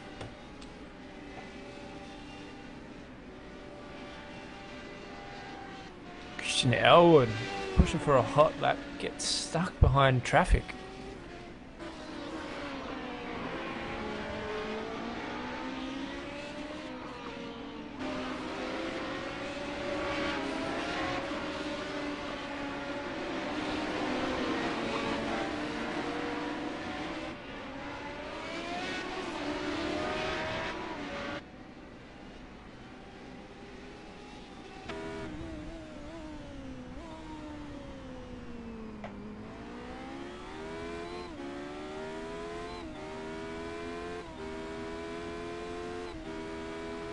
Madison down.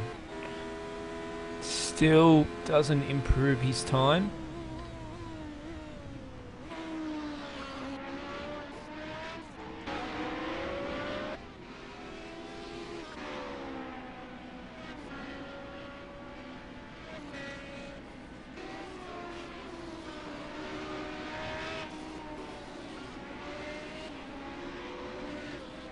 Justin's on a fairly hot lap at the moment. Just comes across the start-finish line. See if he can improve his time. 22, that must have been his out lap.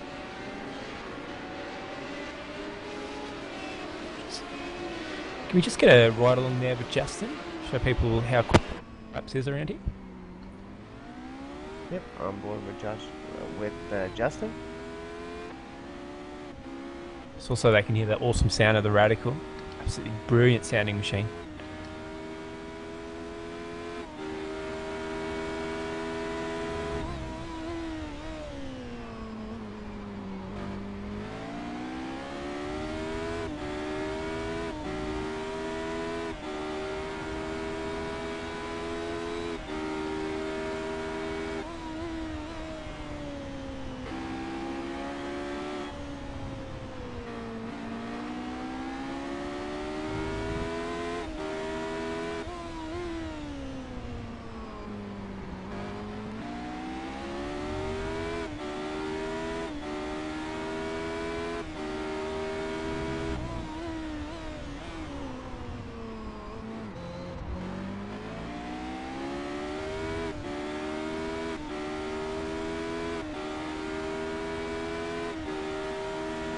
Improves his time, but not his position. Fantastic run there from Justin.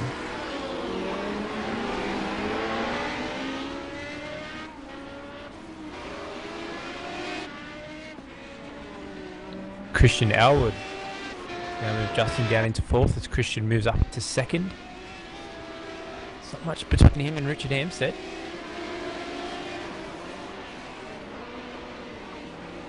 Christian Elwood's got a lot of triple digits.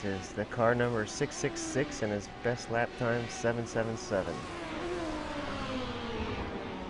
Christian people, please do not read into that too much. I think it's kind of flicked that way.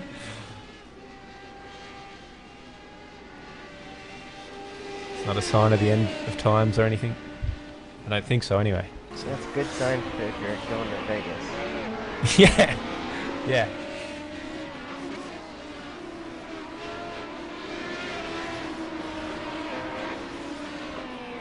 Fantastic run from Christian Elwood.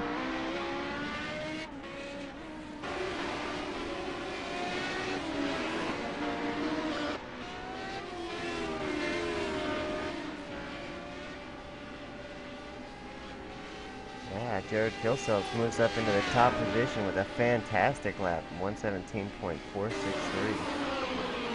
Fantastic lap there from Jared. There's Justin completely out of the top three at the moment. Madison down just behind Justin. Followed by Josh Muggleton, currently sitting in sixth.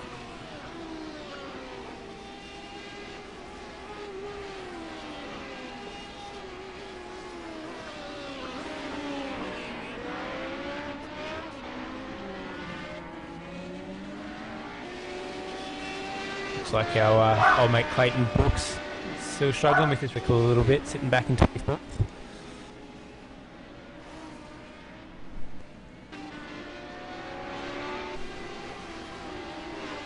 Yeah, I am struggling with this car, boys. As you put it into the wall? Yeah. Got a little tap from the rear there, and yeah. What seems to be the issue with it that you're having? Other than you're driving it? Just, yeah, my driving. Just the turning. I don't seem to be able to hit apexes properly with it. Yeah, looking at the way a few of these guys are driving it, they seem to really be pushing it into the corners and getting the most out of it. Is it a little bit of a beast on cold tyres? Oh, definitely on cold tyres. It's terrible actually on cold tyres, but once the tyres warm up, it's not too bad. I just can't nail the lap. My optimals currently nearly 1.5 seconds quicker than my fastest lap. So. Oh wow, that's not too good. You haven't got too much time to put a lap in, mate. You might want to think about getting a little bit further up the field, otherwise you might end up in the same incident as the last race. That's a very good possibility, Daniel. Thanks for that. It's all right to start from pits, mate. Yeah. All right, good luck. Mention, guys, that Madison Down did take over the second spot, so that pushes Hampstead back down to third, and Rutgers back down to fifth. Yeah, Justin just leaving pits now. Definitely putting the pressure on him.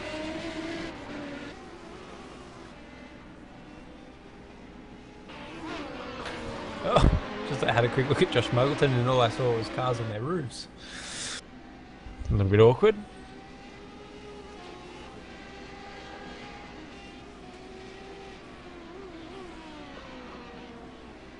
Mitch McLeod doing well. He got himself up into 7th position. Yeah, he's put himself into the 117s now, so great job there for Mitch McLeod, currently sitting 7th. Christopher Osborne outside of the top 10. That's a surprise to me, as well as he did with the Radical. This car's not really anything like the Radical, but still a high downforce car. I would have thought that he would have done a little better than what he's done so far. I mean, he's struggling to put a lap together. Yeah, that's always the tough one, trying to nail the lap. And to learn a car and track combo with 20 minutes is definitely hard as well. So, I mean, hopefully he can find a bit of time and get back in there. But I'm sure he'll put on a brilliant race for us wherever he starts.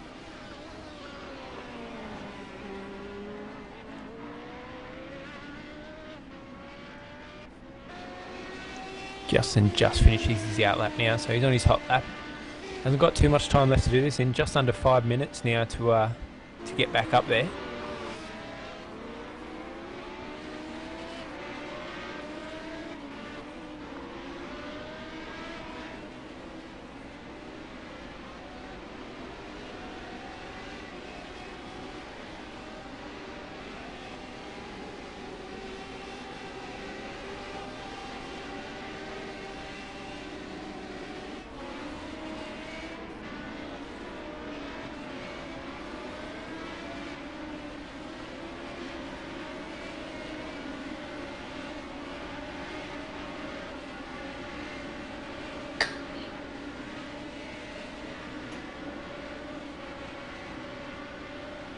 Look around, no one seems to improve their times too much yet.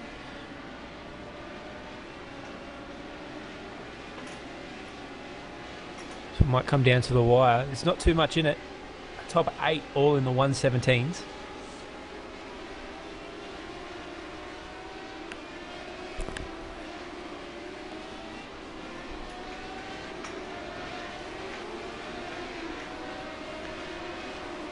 Justin moves himself up to 17.753 that lap round.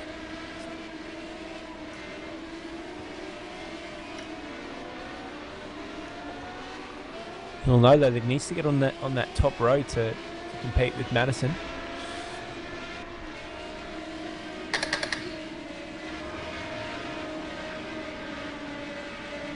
Hampstead back into the #1 spot.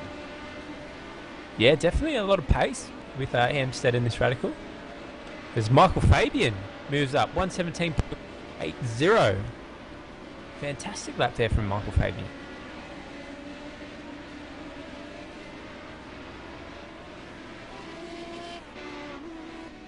Yeah, with just over 2 minutes left of qualifying. That was absolutely fantastic effort from Michael. It's come out of nowhere as well. That's almost a second quicker than his previous best time. So he's put himself pretty much out of 14th position to take the pole. Fantastic run there from Michael Fabian.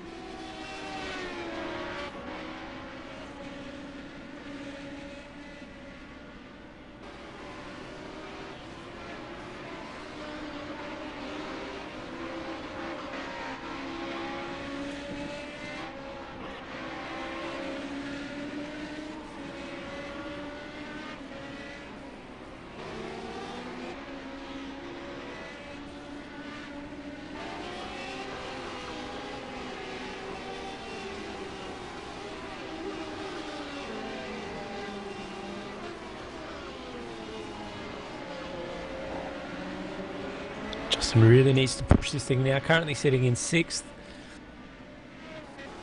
Sure, this will be his final hot lap. I don't think he'll be able to make it for another one.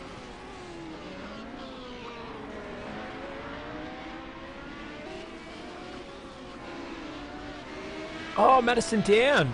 Coming up for his final hot lap. Gets tapped by Marlon.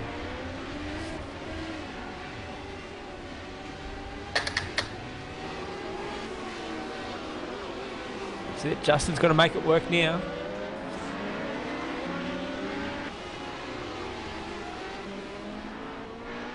If you can get this lap, there's no room there for Madison to improve.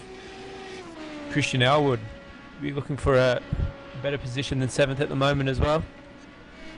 And Josh Muggleton currently sitting in 8th.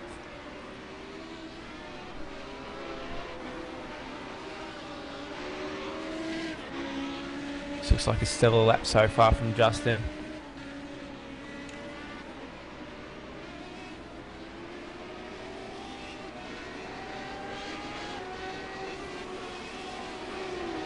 Comes up on the final corner.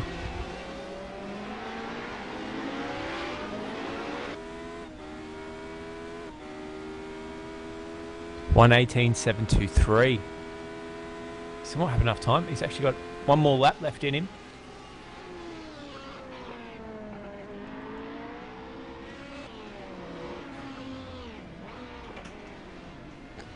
Josh Muggleton pulls up.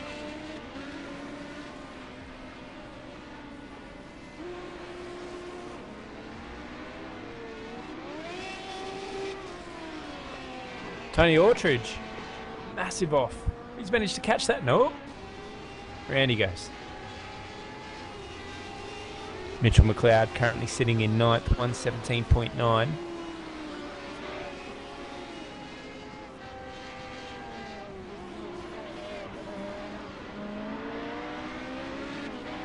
Look at Justin.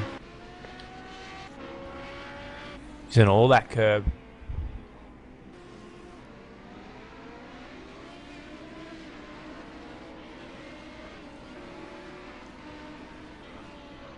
Pulls it in. Nothing left in it. Unbelievable effort by Michael Fabian. With 2 minutes left in qualifying, pulls out a fantastic lap, lands in pole position. Yeah, definitely didn't see that one coming from Michael Fabian. I mean, almost a second quicker than his previous best of 117.180. He's definitely nailed it. Richard Hampstead as well, consistently up the top. Obviously, he's found a little bit of speed with this Radical. Jared Filsell and Madison down, 3rd and 4th.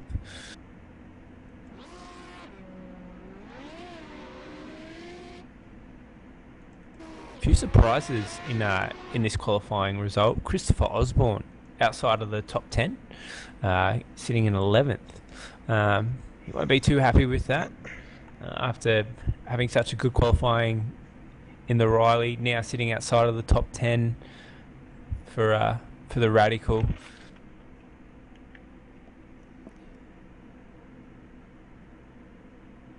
I'm sure Chris Osborne's not going to be very happy at all about that, but like I said earlier, that'll be fun to watch him as the race progresses.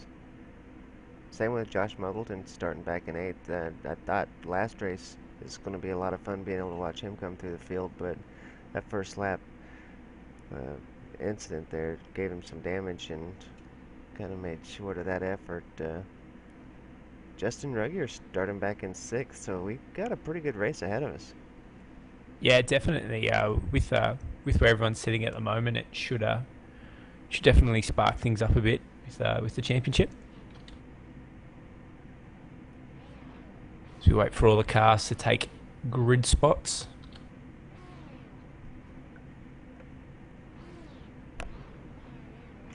I'm just down the back with me brothers, Chris Brooks and Jason Brooks.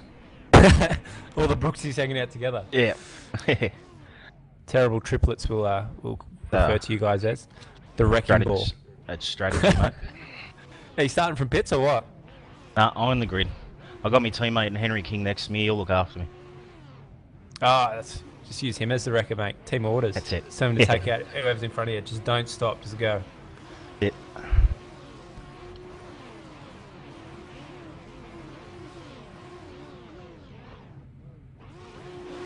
Right.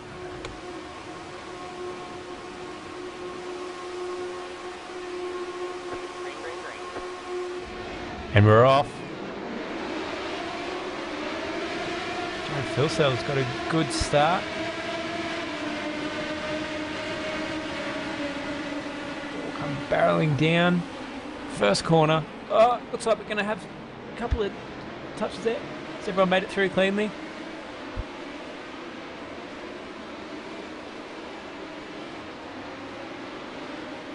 Oh. Christian Elwood has been taken out. He's been hit from behind. Definitely be upset about that. Damien Butler as well. Madison down. Currently at the back of the field. He's had a bit of an incident. And Justin as well. So this is definitely going to shake things up. As we have Christopher Osborne, Lee Ellis, all off track as well. I think Christopher Osborne was coming back as he's slammed that wall pretty hard.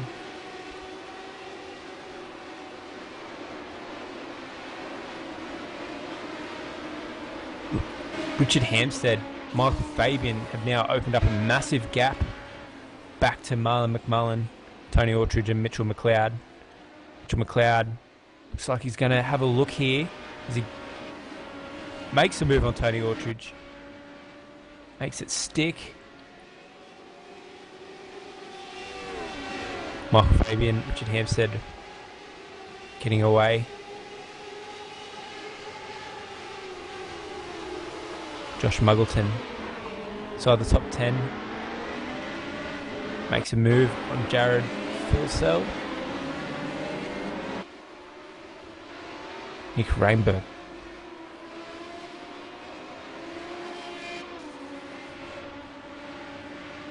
Oh, have a look at Lee Ellis's card. That thing is crabbing big time. Just trying to pull that back into pits. Oh.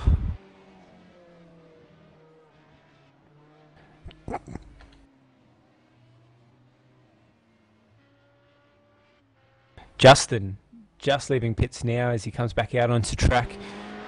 He'll be looking to try and get a few in for this race.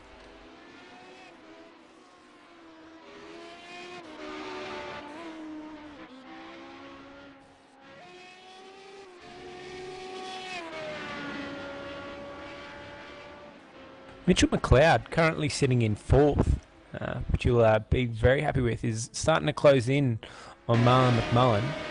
Looks like Marlon McMullen's got a little bit of damage there to his radical.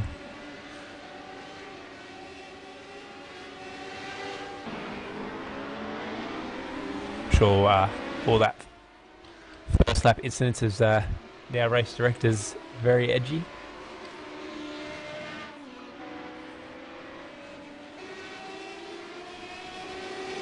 Lee Ellis back out on track.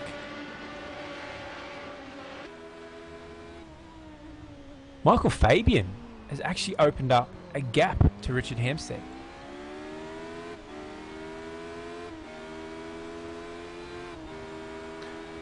Mitchell McLeod currently sitting in third. Not to badmouth Mitchell McLeod too much, but wonder how long he can deal with that pressure for. It's been a while since he's been a champion.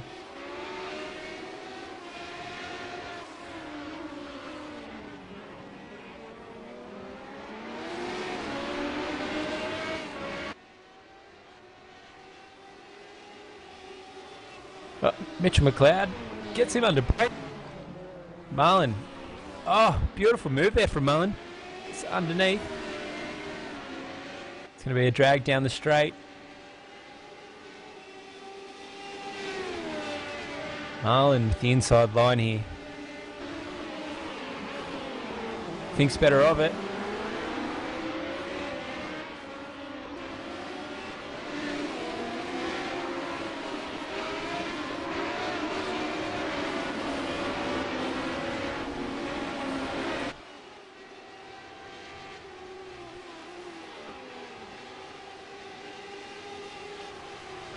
definitely. When you're playing with positions that are this high, and it's a point-based system, it's probably better off just to take the points and not bin it.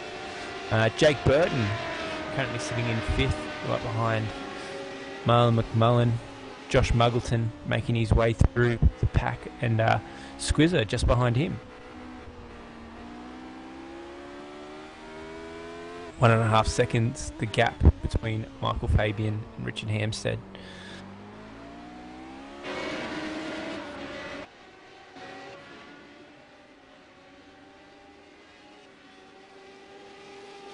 Clayton Brooks would be quite happy for a change. He's actually beaten Justin.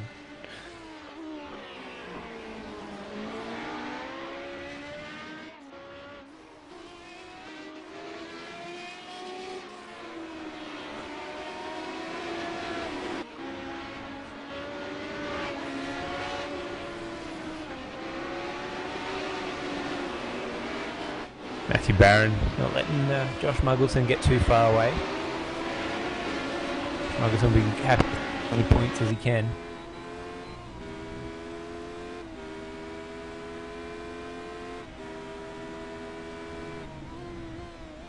Madison down, currently sitting in 16th. It doesn't look like he's needed to pit. He's still running out there with a damaged car as he's right behind Damien. Yeah, big group of cars up here all bunched together. This is going to get tight up here. Yeah, Madison's going to try and push through and open that gap between him and Justin. Only 12 points the difference between Justin and Madison at the moment. More positions that Madison can get now, the easier it's going to be for him.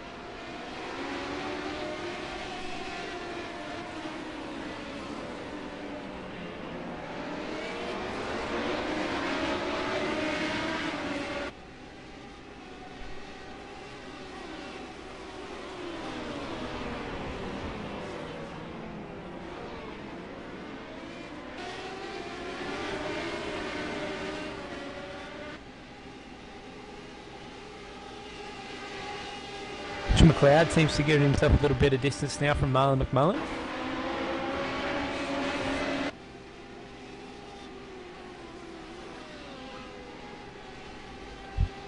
Matthew Barron still sitting with Josh Muggleton.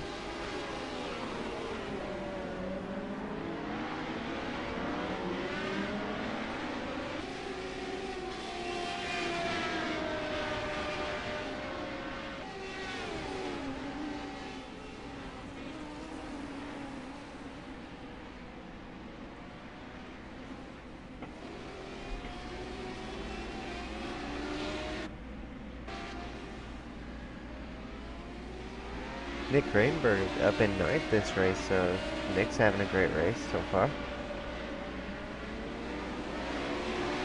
Just ahead of Tony Autrich, who's in the top 10.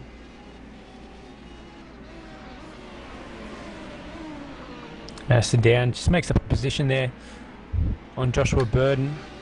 Moves up into 15th. Joshua Burden wants his position back. Oh! Horrible luck for Madison down, got around that one. It was Josh Burton that actually got collected. Yeah. Jason Brooks just flicked it there, and anyone on the inside line had no chance.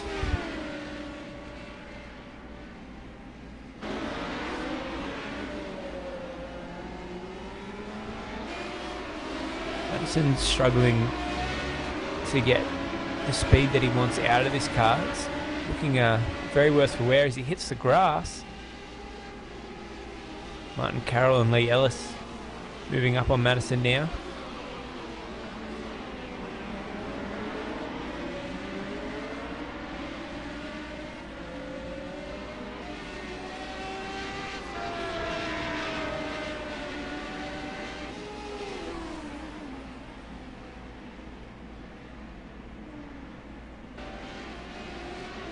So what happened on that first lap, guys?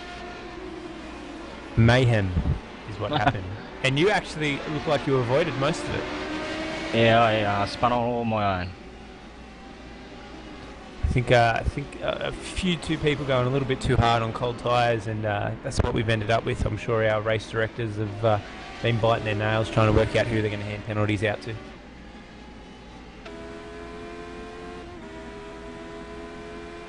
feeling comfortable with the car yet, Brooksy?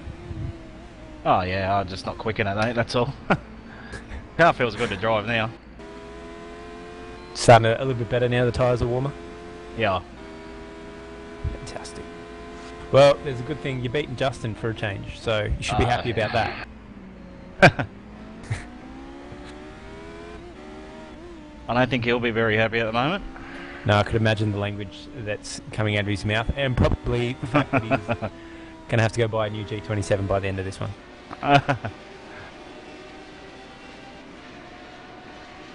Nice little battle here between Josh Muggleton, Jared Forcell, and Matthew Barron.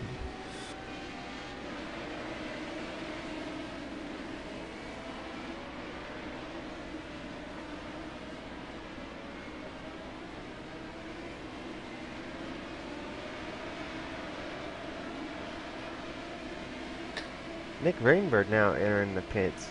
Just talking about him. Luck obviously has not went his way as he's hit his pit stop. His pit stop. He got a black flag. He did. Looks like we're getting some black flags in. Dean O'Brien has received a black flag. Justin has also got one. Nick and Jason Brooks, all black flagged, obviously probably from those lap 1 incidents. We'll get a bit more clarification on those at the end of the race. Yeah, Jason's might have been that spin out where he collected the inside row there. Yeah, that's never a fun thing to have happen.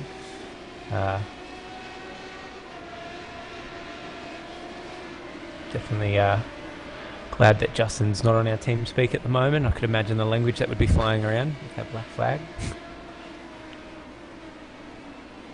Got to say though, Mitchell McLeod has managed to surprise me for a change, sitting in third. He's done a fantastic job, open up that gap from Marlon. Michael Fabian though, over 2 seconds now, the gap between him and Richard. Yeah, definitely having a fantastic race. Michael Fabian came into this one with, he's on fire. He just from his fantastic qualifying lap to now dominating the race. Yeah, something must have just clicked at that end of that qualifying session with him in this car, because he just nailed that lap for those last few minutes there in the qualifying session, and now in the race he's managed to back it up. So fantastic drive here from Michael Fabian. Yeah, absolutely. To be pulling away from Richard Hampstead, that's a feat in of itself. So he's definitely coming with this car and track to dominate. So that's going to do well for him. And the points, I don't remember where he finished in the last race. I'll have to look that up and see how that's going to put him. Talking about people who have been having a stellar race, Mitchell McLeod actually just went off at turn 1 on the previous lap and has allowed Marlon McMullen back through. Probably going to hate me for talking about him, so I expect to see some hate mail sent to me directly from Mitchell McLeod. Not a very abusive phone call. You know, Mitch isn't very far though. He's still within striking distance of Marlon, so I expect we'll see that battle shaping back up here in the next couple laps. With 8 laps to go, there's still plenty of time. Yeah, definitely. Mitchell's definitely had the pace on Marlon. Just has to work to get that position back. Richard Hampstead just closing that gap a little bit from Michael Fabian. You know, Michael Fabian finished 9th in the last race, so this is really going to do well for the points. Josh Muggleton looks like he's starting to put backwards here. Currently sitting in 9th.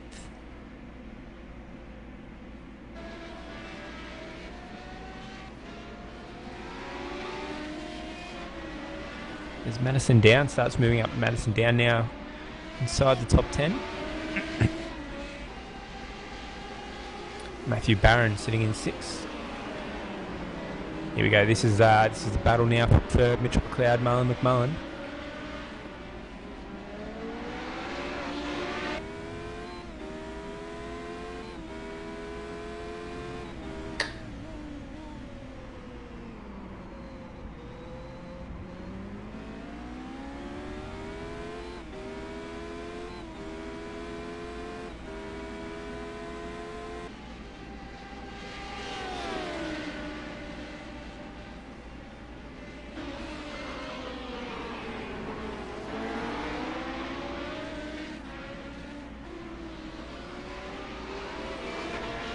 Mitch McLeod seems a lot stronger under the brakes than what Marlon is.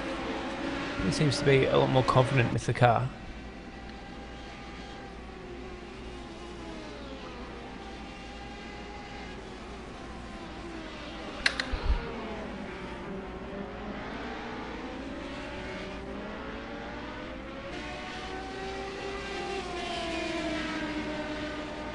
Henry King into the pits. Looks like he was probably serving a black flag. No, Yeah. he had damage. He crashed on the previous lap. Damien Butler has actually just received a black flag.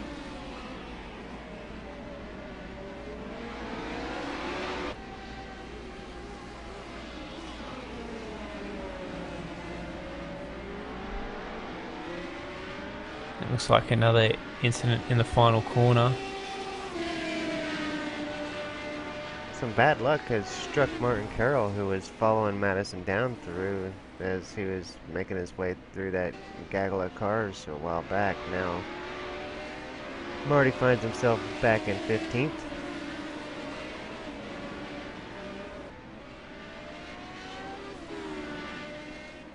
Madison, on the other hand, he got through those cars, and now he's working his way up to the next pack.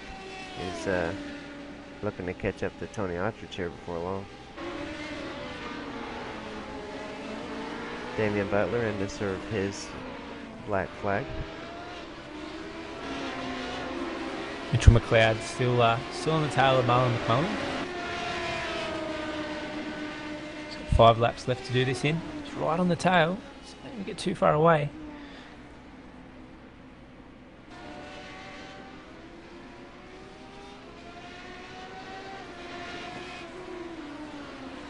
These guys have been having a heck of a race all race long. As early lap passes, crossovers, and everything that they were doing is brilliant racing.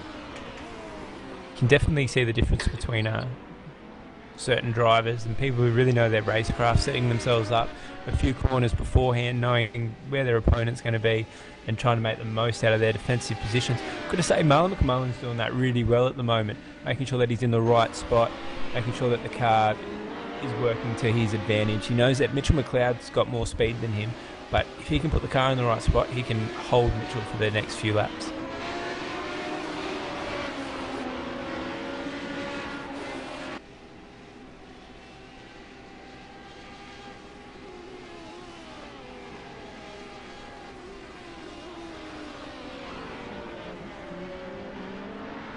Matthew Barron currently sitting in 6th still. Looks like he's got a lot of room in front of him and a lot of room behind him. Just needs to stay consistent, grab the points.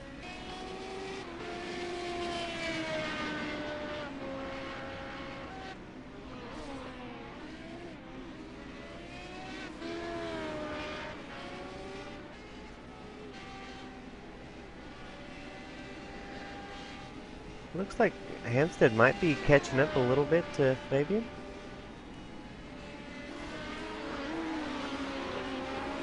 Yeah, it looks like he's starting to put a little bit in, but the person who's going to have a bit of fun at the moment is Madison Down. Tries to make a move around Jake Burton, just up in front as well.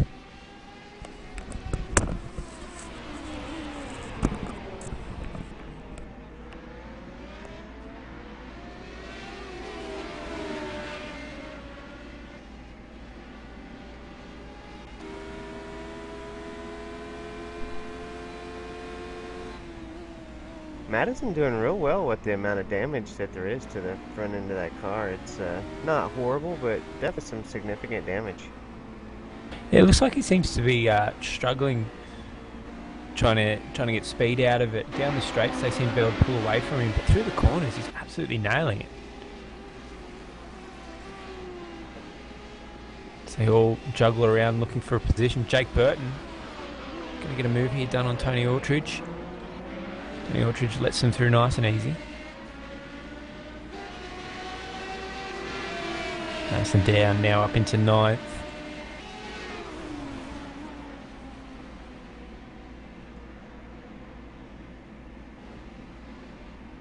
Mitchell McLeod. It's around Marlin. Looks like Jared Filsell. He's going to have a look at Mitchell. Jared Filsell's. I don't know where they're going to go side by side.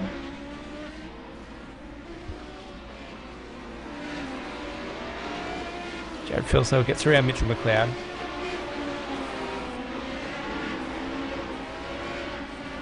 Yeah, something happened there to Marlin that led both those guys by, so I'm not sure what happened. Maybe in the post-race we can go back and take a look. Actually, just having a quick look at it now, it looks like Marlin's gone a little bit too hot and cut the track, and he's had a slowdown, which is... That's exactly what happened to him last race, so slowdown's definitely the enemy of Marlin tonight. Jared Filsell, fantastic run to come straight back at it. Now he's just opened up that gap between him and Mitchell. Madison Downs still fighting it with Jake Burton. Fantastic race here from Jake Burton to hold his position. Jake Burton qualifying out of 15th, currently sitting in 8th.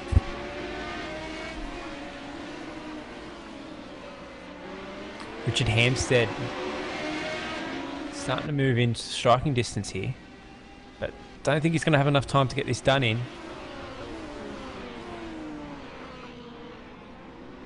He's pushing it though. No, he's got it. Fabian with Michael Fabian slowed error. right down. He must have... He's gotten a cut track. Yeah, that was very costly for Michael Fabian. Richard Hampstead now takes the lead.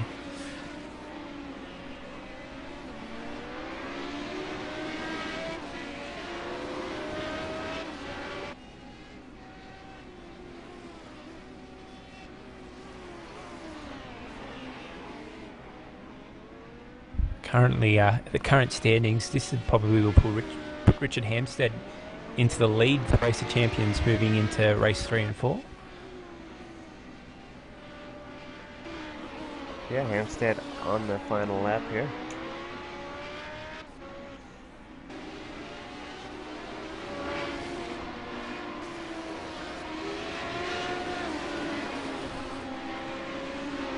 Madison down a little bit, still battling it out with Jake Burton. Josh Muggleton sitting in 7th, Matthew Barron 6th.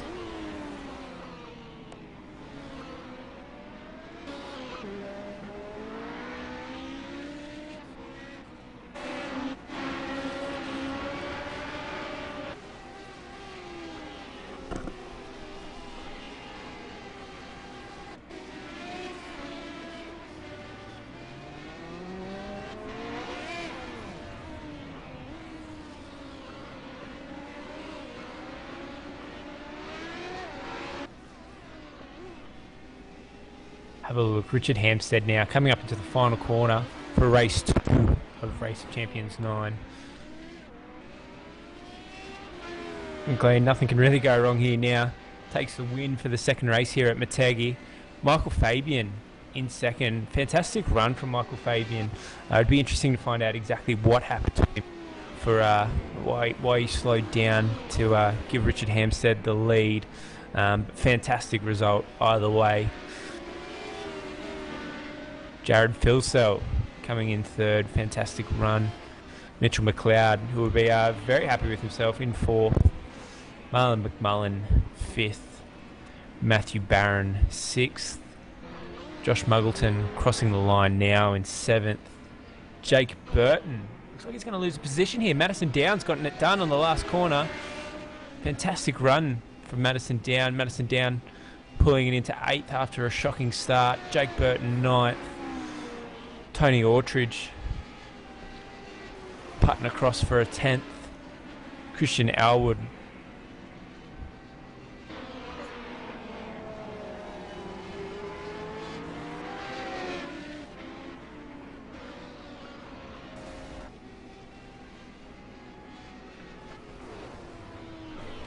fantastic race. That was actually a little bit disappointed about the start. Obviously, a few guys going a little bit too hard. But some brilliant drives from some people there, from where they qualified to where they finished. Absolutely fantastic. Mitchell McLeod doing a fantastic job just outside of the podium. Marlon McMullen, another fantastic drive. Madison Downs to come back from what happened at the start of the race to pull it back into 8th.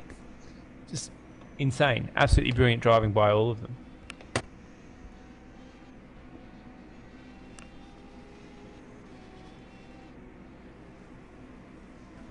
Be disappointed though coming into the end of this is going to be Justin sitting in 20th at the end of that one. It's not going to look good. He's going to have to really dig in for the next 2 races.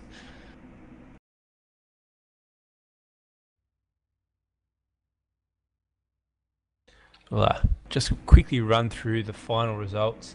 Richard Hampstead first, Michael Fabian second, Jared Philsell third, Mitchell McLeod fourth, Marlon McMullen fifth, Matthew Barron sixth, Josh Muggleton seventh, Madison Down eighth, Jake Burton ninth, Dean O'Brien 10th, Guy Leach 11th, Nick Rainbird 12th, Tony Aldrich 13th, Christian Elwood 14th, Joshua Burden 15th, Martin Carroll 16th, Clayton Brooks 17th, Kurt Stenberg 18th, Damien Butler 19th, Justin Rogier 20th, Henry King 21st, Lee Ellis 22nd, Chris Brooks 23rd, Jason Brooks 24th, Bo Cattell 25th, Christopher Osborne 26th.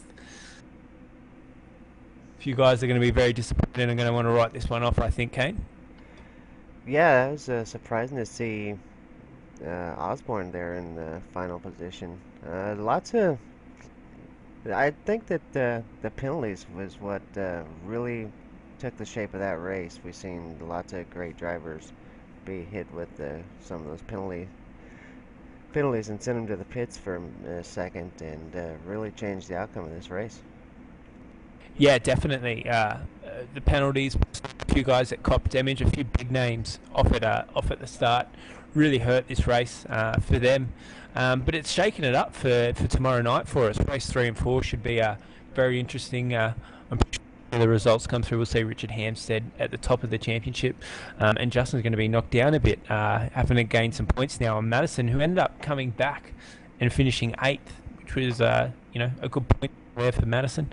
So yeah, it'll be interesting to see this final results for tonight, and see how much trouble and how much work they're going to have to put in for tomorrow night. Yeah, so far it's shaping up to be one great championship. The racing we saw in this race here was phenomenal. The battle between Marlon and Madison, or Mitchell rather, was fantastic. We've seen several great battles on the track tonight. It was a great race here at Motegi. Yeah, definitely. I'll see if we can grab a few of the drivers now and have a bit of a chat to them. If we didn't. Sorry, boys, if you were mid-conversation there, and hopefully it wasn't anything too bad. Matthew. Oh, we're just pondering Barron. on our results, sorry. Well, we were actually just talking about your results then. I'm actually surprised to see Squizzer do that well. Yeah, me too, actually. Yeah, fantastic run there from you. How'd you feel about that race? You kind of got into a little bit of a groove and had your own little gap. Yeah, I started 17th. I think it was 8th after the first lap. So that tells you how many people crashed. And then Yeah. just found a spot and just stayed there the whole time. So for you to get a good result, you need your own space. You need to make sure there's no cars around you. Yeah, seems like it. Well, fantastic result anyway. That should give you a few points going into it. Marlon, you had a little bit of a ripper race and great battle there with Mitchell McLeod. Yeah, I said to you after the first one I wanted to try and redeem myself. I didn't think that was going to happen like that, but anyway. Yeah, well, you definitely did that and got some points haul. I'm actually more probably Mitchell McLeod up there more than anything. No, it was absolutely fantastic race with Mitchell. I mean, I'm not sure what happened on the first lap. I've got my qualifying, my best lap balked by Madison, so I was a little bit grumpy about that. So, but in the end, it probably worked out to save me in the end. And yeah, these cars were flipping left, right, and centre on the first lap. It was like Daytona all over again, or something. And yeah, just stayed out of the carnage and was up to third at the end of the first lap. And yeah, had a ripper race with Mitchell and yeah, made a mistake. I pounced back on them, and I fortunately got a slow down, and yeah, did the best I could to try and catch Jared and Mitchell. Yeah, no, we saw that, but yeah, fantastic race. You'll be happy with the points, and shouldn't make it too hard going into race 3 and 4, especially with Justin and Madison having to gain some points now. Yeah, most definitely. I mean, I would take it race by race. I mean, I never go into these things thinking I want to get in the top 5, but you take it as you get them, and hopefully go into tomorrow with a little bit more confidence now. All right, let's move a few more of these people in as we start getting Madison down. How was that race? What happened to you? Who was that one to? That was you, I Madison. heard my name in there. Yeah, no, I wasn't in the channel yet, but yeah, it was a bit of a shocker actually for me in the second one. So yeah, unfortunately got caught up in a bit of a drama there in the opening lap in the chicane. We were pretty hairy going through there 3 wide. So yeah, it was probably one of those accidents that was always going to happen when there were that many cars in that small of an environment. But no, race 1 was good for me tonight. Unfortunately, yeah, race 2 is going to hurt in points, but not too bad. I think I came back to somewhere in the top 10 with a fair bit of damage. So nah, not all bad. No, well, you managed to gain some points at the end there, especially on Justin, who's definitely fell way outside of the points. So you should be sitting all right. I haven't seen the results yet come in, but yeah, you should be all right. Hopefully, moving into race 3 and 4. Yeah. Yeah, it's one of those ones where yeah, it's never over until race 4's done in the Race of Champions. So we've seen it before. Muggo last time won 3 races and had a shocking last one and lost it. So yeah, well, we'll see what happens tomorrow night and see if we can salvage some more points and maybe get another win. Yeah, well, Simon's promised us something spastic for race 4, so should be hell for you guys and great for us. So we'll look forward to that one. I'm sure it'll be a lot of fun, but yeah. We'll see. Richard Hampstead, fantastic race. What happened at the end there? You just seemed to cruise straight past. Yeah, I think Michael had a slowdown. So yeah, pretty much handed the win to me. There's no way I was going to catch him. He was driving really well. So yeah. Yeah, fantastic racing there from Michael Fabian. But yeah, you guys just kind of missed the carnage and took off. And yeah, you kind of got gifted the win there at the end, but you drove really well. And you'd be happy currently sitting in the lead, I do believe. Yep, pretty happy. Just didn't really have the pace at Spa, so just did the best I could, stay out of trouble, and came 5th, I think, and so definitely had a better second race than some of the other guys. Had a bit of dramas, so yeah, pretty happy with the night, really. Fantastic. Jake Burton, how'd you feel with that one? I was pretty happy with that race, to be honest, but frustrated at the same time. I mean, I was sitting in a fantastic position there in 5th and just dropped the wheel on the grass, looped it around, and had a bit of contact with Muggo. He didn't really have anywhere to go, so sorry to him for that. But yeah, a bit frustrating because I was sitting in a good position, but still very happy to have brought it in I think 10th or 9th, and a bit of fun with Madison at the end. So over and all, how do you think? Mike's breaking up. Hang on. No worries. Too much dust. It's been too long since I've commentated. Overall, how do you think Race of Champions is going for you at the moment?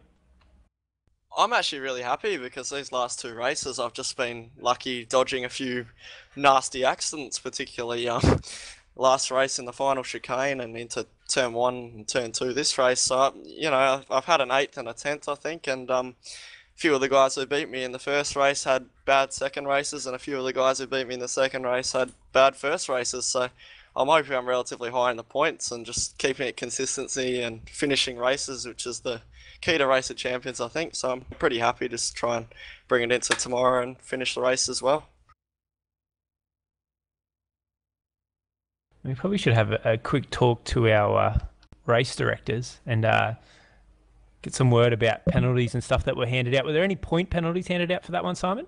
There was no point penalties in that one. We dealt with all of the incidents during the race in that time round. There were a few drive-throughs in there.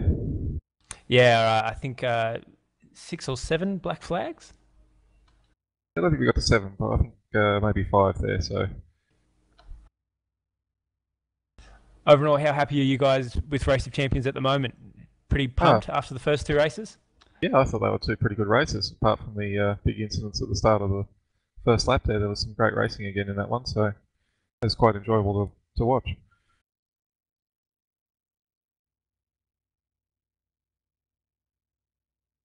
Any hints about the combos for tomorrow night?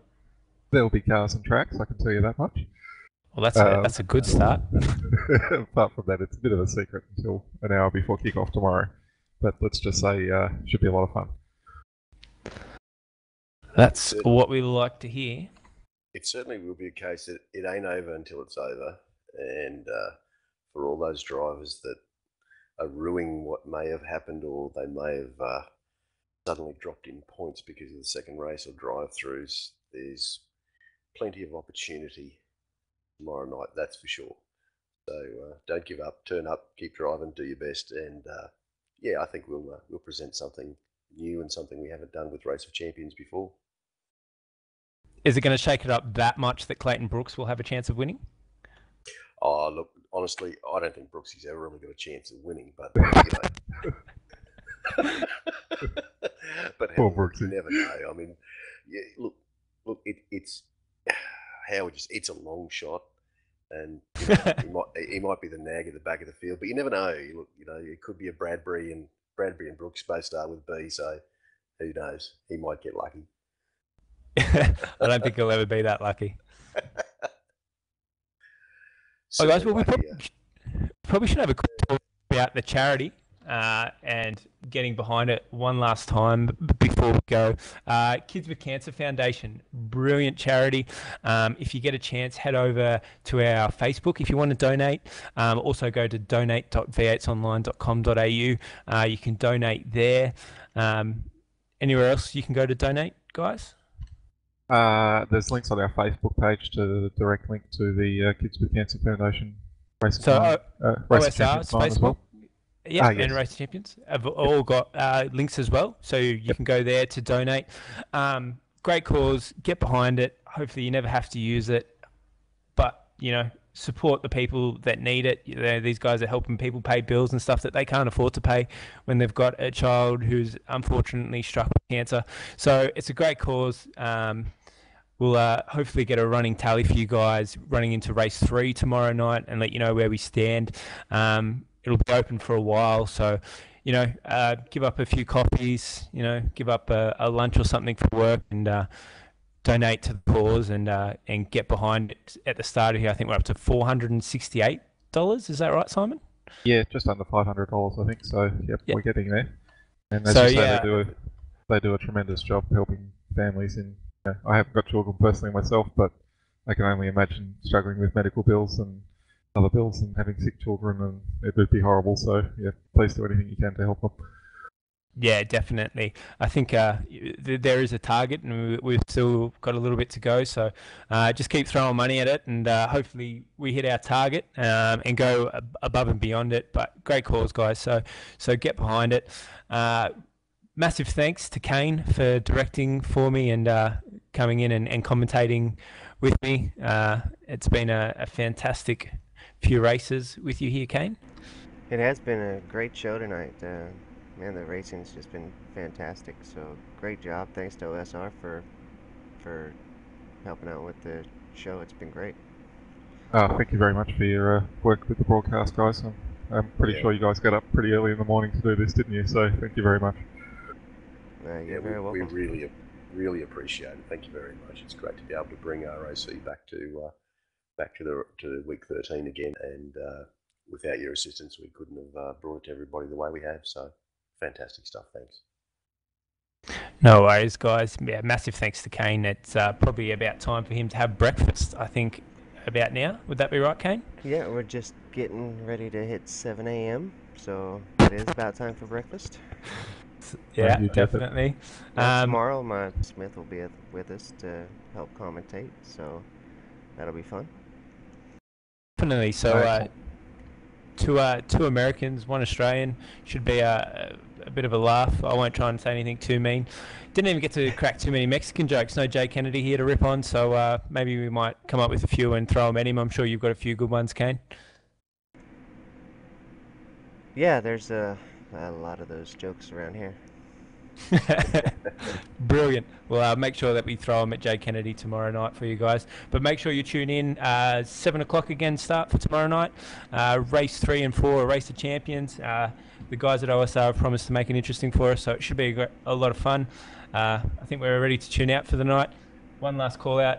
Make sure you get onto the Kids with Cancer Foundation to get behind it and throw money at it. We'll keep posting it on our Facebook and all the links so you guys can get behind it and don't forget about it. And yeah, we'll see you guys tomorrow night. Thanks for tuning in. Thank you.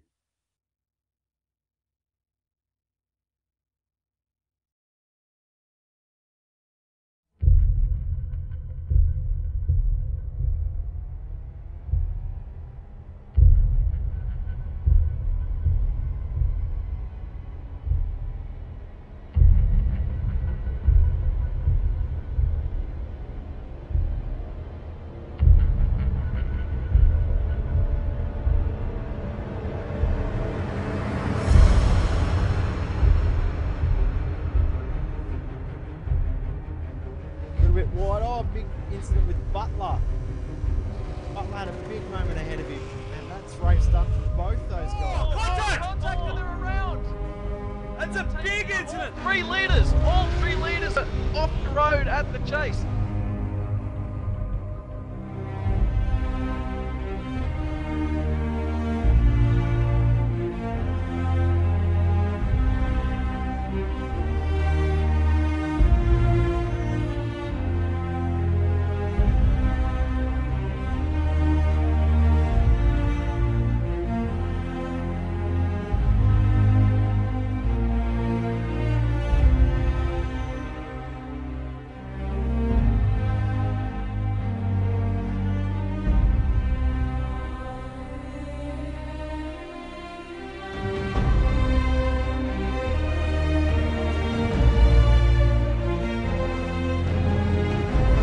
Richard Hampstead will win Race of Champions 6 at Mount Panorama Bathurst.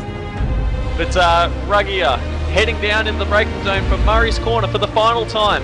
He turns it in, takes a neat and tidy line. He's crossed the start-finish line, takes the win of Race of Champions 7.